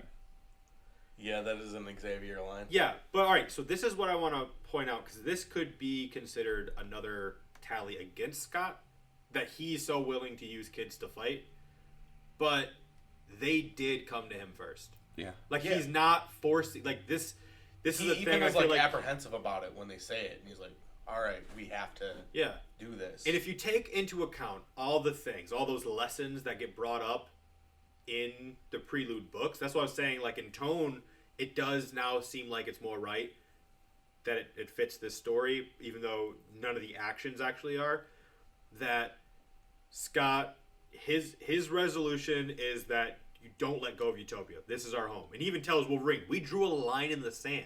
We have to stop somewhere. Like, because they end up this argument of, like, we run now, we're always running. We're weaker if we run. We're easier targets if we run. Where are we running to? We just saw the whole world is full of Sentinels.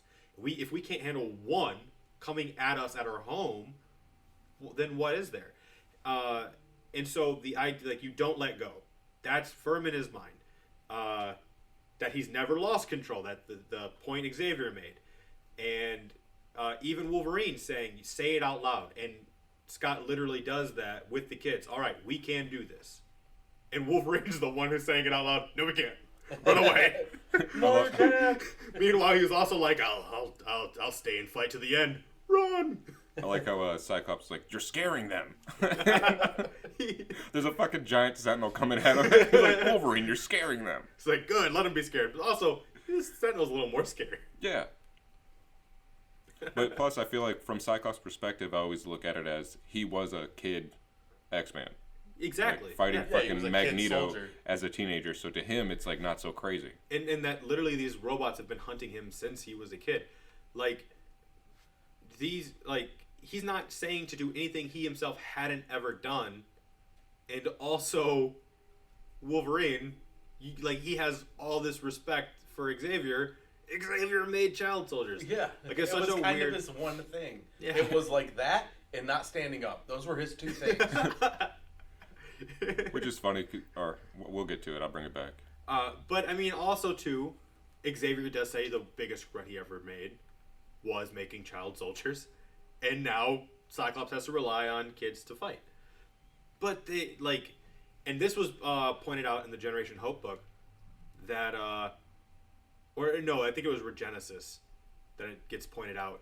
But when they start splitting, but that the X-Men, the kids have had it shitty this entire time. When they had when they were at school in Westchester, like, it got blown up every other week. Yeah. And then they lost literally an entire school bus full of their peers. Like, this shit is following them. It's not nothing Prophecy said. new. Yeah, it's like it happens at the school too. That's where all our friends died and stuff. And this is what they've been preparing for.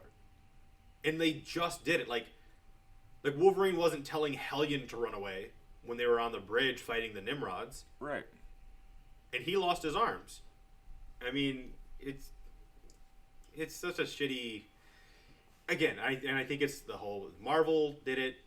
They just made this decision, and then Jason Aaron had to figure out, all right, how do I execute this? But it's a shitty thing. Like, what you do is you make Wolverine a hypocrite, and Scott seem like he's trying to have kids fight a war on his behalf. Meanwhile, so Wolverine goes to a safe because he happens to have 2,000 tons of C4 just hanging out in a safe. Yeah. I think it's assumed that it's like buried everywhere already. It has to be, Yeah, he considering just how got- fast he Oh, I was is. about the yeah, detonator. that makes sense because I was thinking he set that shit up so fast. Yeah. So Yeah. he at some point decided to just bury a bunch of C4 Just rig it, all yeah. around the place. Yeah, I mean that might have been a contingency plan. We just didn't read that part. Or Wolverine's fucking neurotic like a psychopath, and I always bury C4. I always meant to blow up this place. It's like a dog with bones, but instead of bones, He's like, if I can't have it, no one will. this is in case I need to get some children to come with me. Yeah, and so Quentin drops in on him. He says some stupid shit, and Wolverine's like, "Yeah, you know what? I remember what you did to me." And then snicked, and it's implied that he hurts him real bad. Wolverine standing with the bomb, though. I tried to ask nicely. So Scott develops a plan with the students who are there, and like, all right, ready to take this thing on. And then Wolverine just shows up with a detonator, like, get off! I'm blowing it up. I'm not giving you a choice. I'm blowing up the island.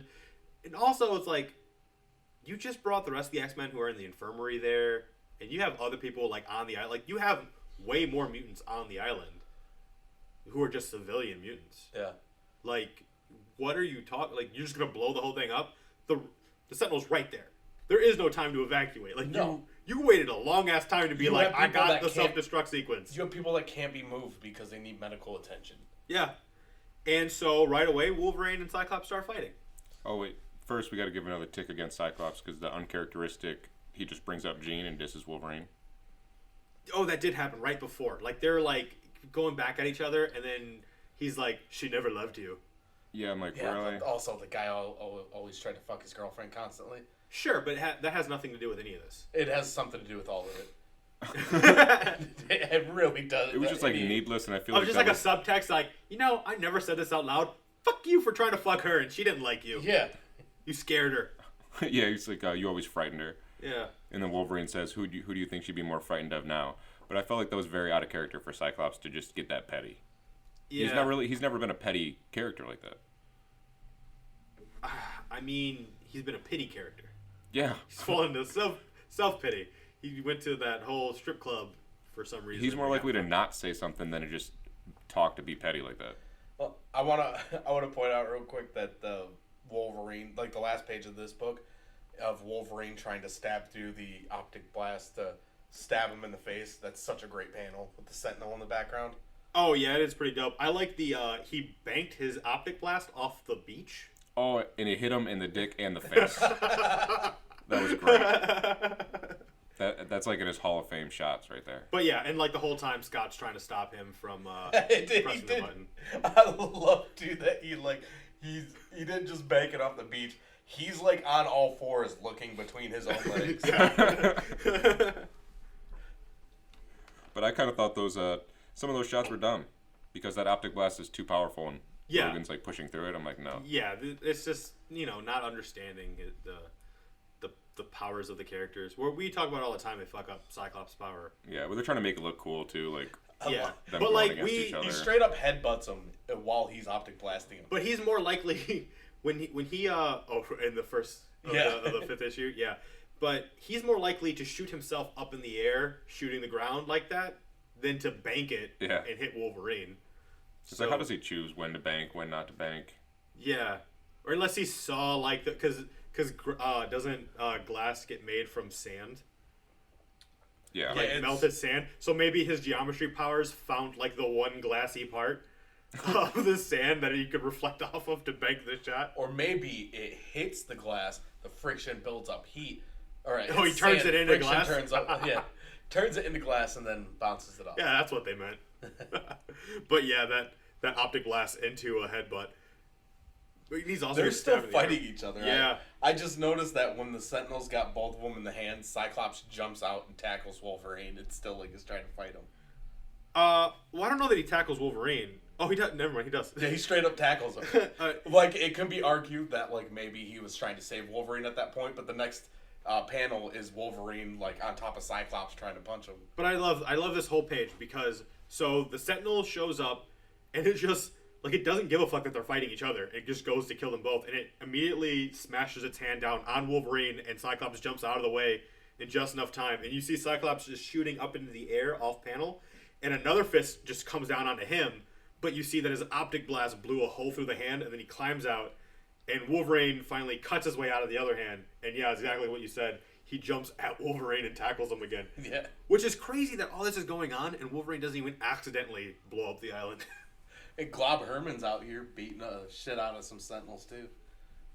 Oh, after a whole bunch more panels of just Wolverine and Scott fighting Yeah, each the other first up. like 7 pages of this are just Wolverine and Cyclops fighting each other while the Sentinel's trying to kill him. And they suddenly realize, oh, the kids are fighting the Sentinel. Yeah.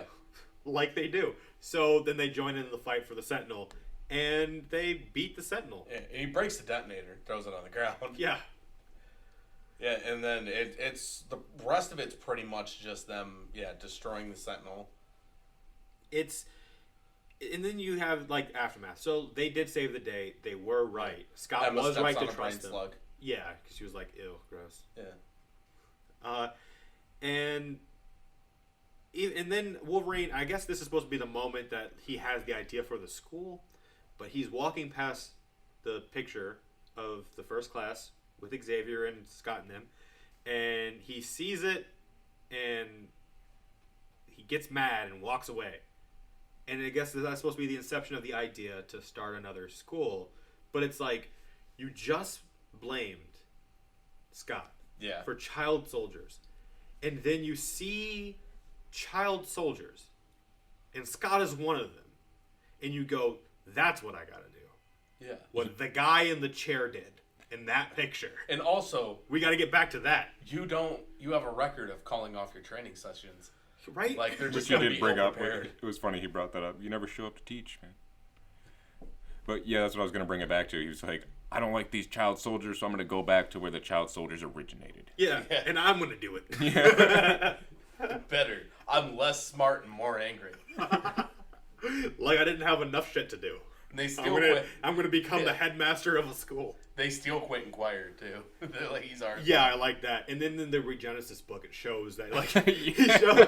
so like because that's basically the book that's focused on the picking of the sides. And there's this cool kind of Tribal caveman fight going on that's paralleling the story like as a metaphor. Like there's Scott, and instead of like like you don't see his eyes, you just see like a bear hide like is over his eyes. Because, caveman Scott. And he even has, like, Andre the Giant kind of, like how he had the single arm strap.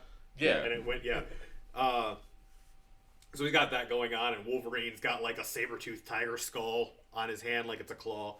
And just, like, a stick, a bone club thing. And then they're fighting, and then you see them, like, they're pulling characters to their sides. So, like, right away, Wolverine gets Bobby, and then Scott gets Psylocke and stuff. And, it shows Psylocke beat Wolverine, which is a dope little thing. Yeah, in and their fight. Psylocke's like, the school seems like a step backwards. I'm trying to go forward, and I'm still going to do X-Force stuff with you, but that's in secret, and not in secret. I'm still going to do that stuff here. Like, I'm going to be part of the team that's trying to stop people from killing us. Whatever that is. And then it's kind of funny because Scott goes in and is like, hey, so I can tell it didn't go well with Wolverine. So I hope that means you're staying here, and I got some ideas. And she's like, I'm not going to be on X-Force for Are you. you coming over later? Or? You up? But yeah, that was funny because she's like, I'll be on X-Force with you. And then immediately she's like, I'm not doing X-Force with you. Yeah. That's like a sex position that she's just not down for with Scott. It's like, only Wolverine can pull that off. Something about the height and the hair. I can't explain it, but that X-Force. But yeah, it was cool because in Regenesis, you see like every time one of them scores somebody on their side, it cuts back to the cave or whatever, the cave fight. Yeah. Or the caveman fight, and you see like they'll score a hit for every time that they get somebody to their side. They did bitch out Scott a lot, though. They made him look like he was begging way too many people. Yeah. Like, even Emma at one point, like, he's, like, begging Emma, like, why? Yeah, because she wants to teach a school, which I understood, and it also seemed like she was kind of fucking with him, to be honest. Yeah, like, she didn't like being, she even says it, she didn't like being taken for granted. Like, Yeah. She you didn't want gotta to be earn. secretary. Yeah. Where does Wolverine get the money to fix the school, though? He's not- Mandrapore. He's got a bunch of money. Yeah, it's Wolverine shit. But he never, Like Wolverine books shit. he never helps, like, bankroll anything. No, it's never said for the X-Men. It's always Emma and Warren. Yeah, but he himself bankrolls the Jean Grey. His own beer. Yeah, and his own beer. Yeah. But yeah, he basically owns Madripoor, at least at that time. So yeah, there's a whole thing where he's like, Scott, I just want a Blackbird, and to get out of here with the people who want to go with me. And even Scott's like, all right, if you want to go, go. If you want to stay, stay. We'll do our own thing separately, and have no hard feelings. And everyone else is like, okay. Yeah, you guys are going to be so mad at each other. Yeah. And it's weird because some of them are like, yeah, we want to go to the school because we missed those days. So it's like a real nostalgic thing, right? Which is like, but it's rubble there. And even when they get there, it's rubble there. There is nothing. Which it's also kind of crazy that they are acting like that, like all nostalgia, as if they forgot why they went to Utopia in the first place. Yeah. And, nothing's stopping them from having a school there. And even Scott was like, we teach here. We have classes. Like, yeah, there's combat stuff, but also, I don't know if you noticed, a lot of people have been trying to kill us. Yeah. It's a good idea to learn. And also, you're going to be doing the fighting thing at your place, too. And that's exactly what they do. Like, it's such a weird... Like, it's not like you go there and then it's just, like, science fairs and stuff. Like, you read the Wolverine of the X-Men book, and there's fighting. I mean, it's kind of like New Mutants. How it's like, oh, yeah, you guys aren't an X-team, and we don't put you on missions. So they just get up to shenanigans and do their own missions and still end up getting into big-ass fights and shit. Yeah. And there's a weird thing that happens, too, with... Storm? Yeah, with Storm. Because she's like, fuck you, Scott. I'm not staying here with all your guys' bullshit. Going with Wolverine with all his bullshit. Because, she's still mad about the X-Force thing. And he's like, no, look, you gotta stay here because fucking, I got Emma Frost and Magneto and Namor. And, like, that's who's staying. And Colossus and Magic. And, like, Colossus is the Juggernaut now.